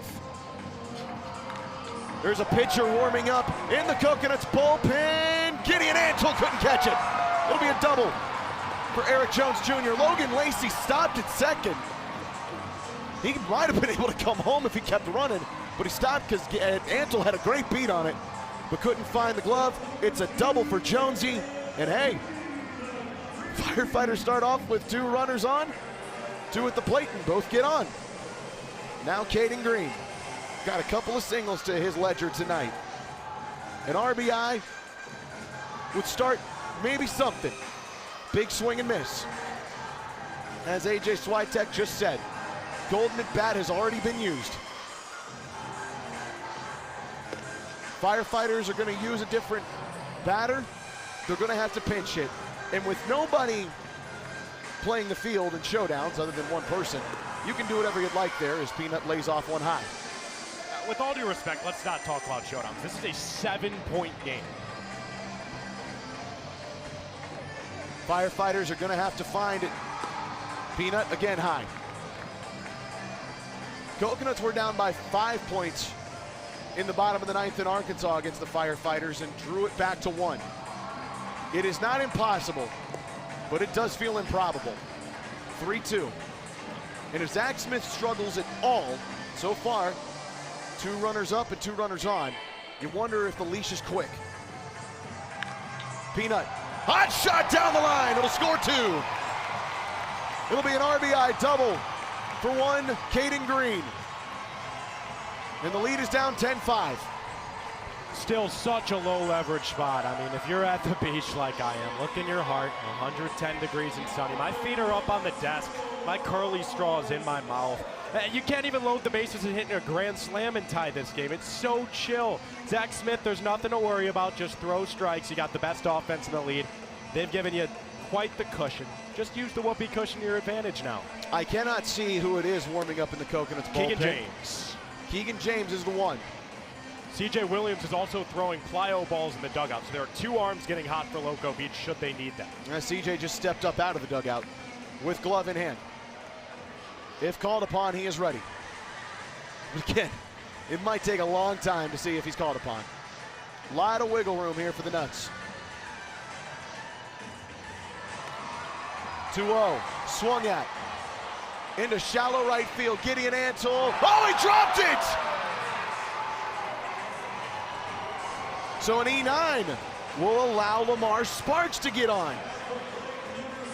And here comes Mason Maxwell. Again, we said it was not impossible, it was improbable. 4 runners have come up, 4 runners have gotten on or scored.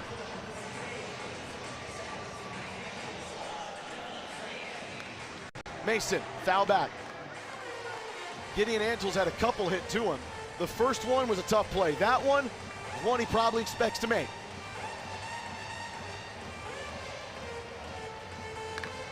Mason punctures one into deep center. Tanner Allen chasing. He'll have it for out 1. Caden Green will stay at second base, and the Nuts need 2 outs to secure the series. Reminder, these 2 teams do rematch tomorrow. Loco Beach can secure the series because they won last night. Could try to bring out the brooms tomorrow. Ball on the ground could end it here for Zach Smith and the Coconuts. D-Mac, broken bat special. Double play would end it, and it's not going to be a double play. It might not be an out. Oh, it is. D-Mac thinks he's safe. Val Perez, I do believe, has a challenge in her pocket, and she's breaking it out. D-Mac thinks he's aboard. 8 up, Sal Jacobo at second. Firefighters challenge.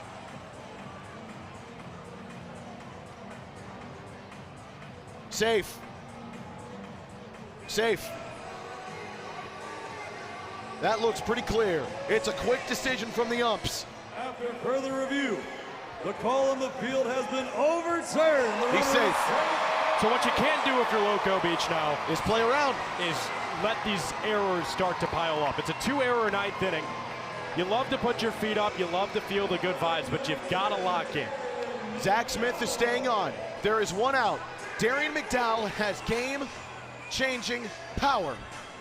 AJ has knocked over a water bottle. Not improbable now.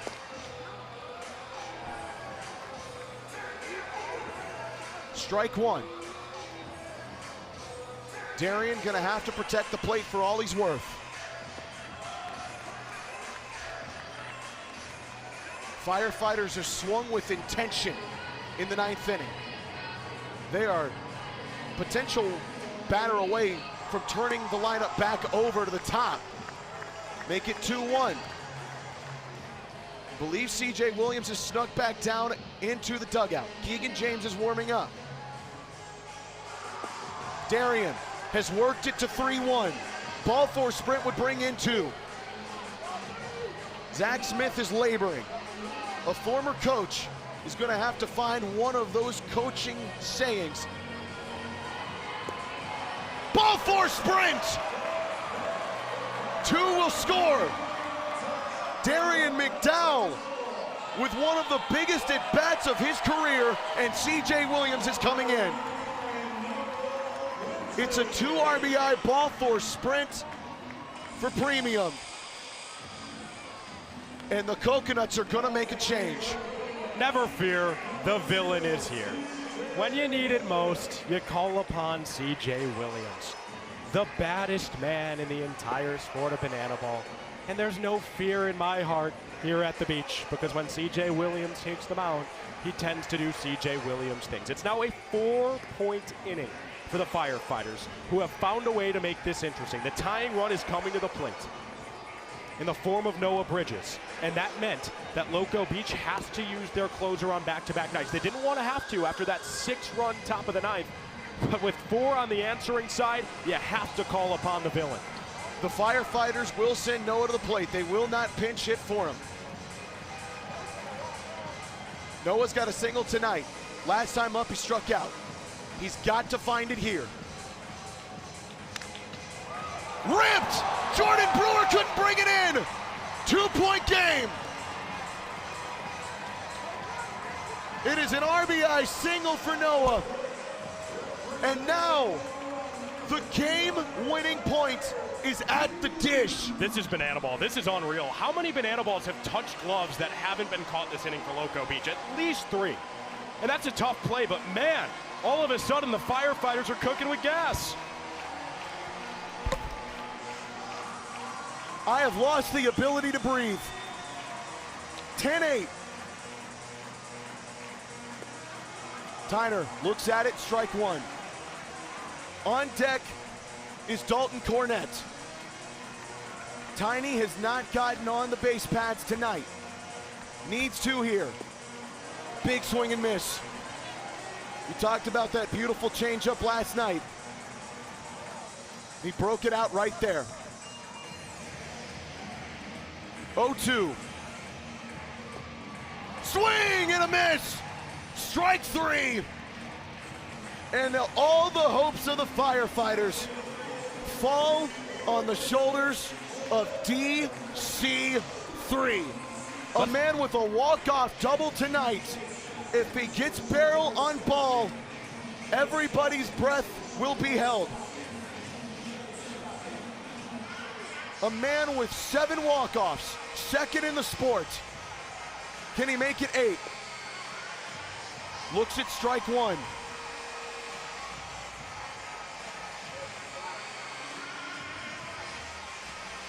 An absolutely valiant 9th inning for the Fighters. Can they finish it off? 0-2. We all lean forward in our seats. Dalton Cornett had a 2-out walk-off double in his last plate appearance. DC3, right center field, Gideon Antle underneath it, and the Coconuts will survive a valiant and violent 9th inning. Never a doubt, baby. Loco Beach, 10-9 on the year. 3rd straight series win after missing the banana ball open. No one wants to mess with the vibes at Loco Beach. The comeback Coconuts didn't need one tonight. They just decided we're going to beat the Firefighters for a 2nd straight evening on their headliner. Hit that dance, boys.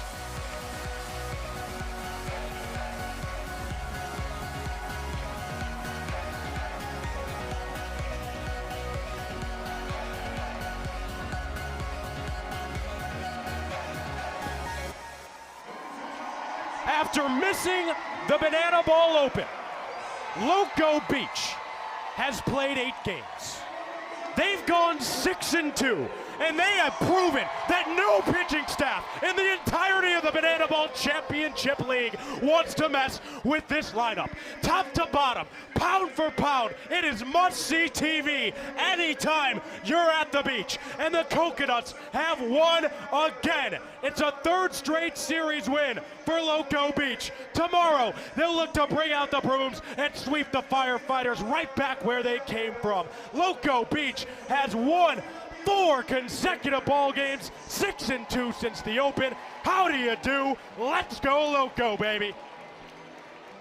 The Firefighters fight valiantly in the bottom of the 9th, but they needed 7. They got 5. And the Coconuts have earned the right to brag as the cocky new kids on the beach.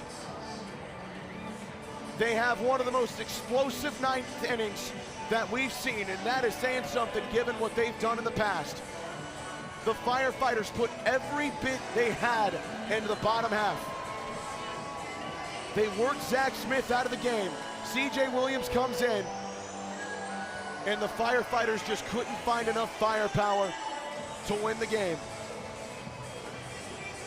So much went against the Firefighters, but it all went for the Coconuts. Here's Sam Bauman with Dane Toughlin. Well, guys. Dane Toughlin can't get away from me, from being stuck in the middle seat next to me for 5 hours. The showman last night, just showman of the game today. Dane, it just doesn't seem like it can go wrong for you at the plate lately. Yeah, I mean, I think I had the furthest and the shortest hit today. I had a 4-footer, so I mean, I had to run on that one. Dane, what is it about Wichita? Is it the air? Is it the people? It seems like it's just all going right for you in the Midwest. Hey, the people are great, and it doesn't help when the wind's blowing out, too. Dane, what would you want to say to this crowd tonight who came out here? They went crazy for Loco Beach when you guys finished that one out. Yeah, I just want to shout out the Wichita crowd. I mean, you guys were great. Coconuts, we love you guys. Dane, finally, before we let you go, Banana Ball backstage, 9-year-old Blakely, who's here tonight, she wants to know, what's your favorite ice cream? Ooh, cookies and cream. Come on now, all the way, baby. The ice cream of a showman of the game. Dane Toughlin, let's hear one more time for our showman of the game. Guys, back up to you.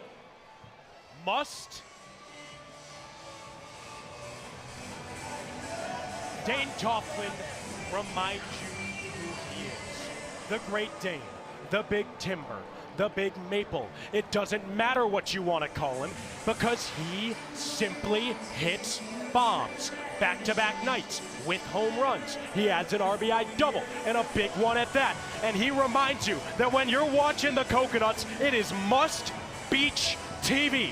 This is the most electrifying lineup in sports. 10 runs, 15 hits, why not? 14 trick plays to boot. It's a 4th consecutive win, a 3rd straight series win, and a 4-for-5 evening for Dane Toughlin, where he had a pair of base knocks, a double, a big fly, 5 ribbies, and he loves cookies and cream ice cream. What more could you want from the beach? It's another win for the Nuts.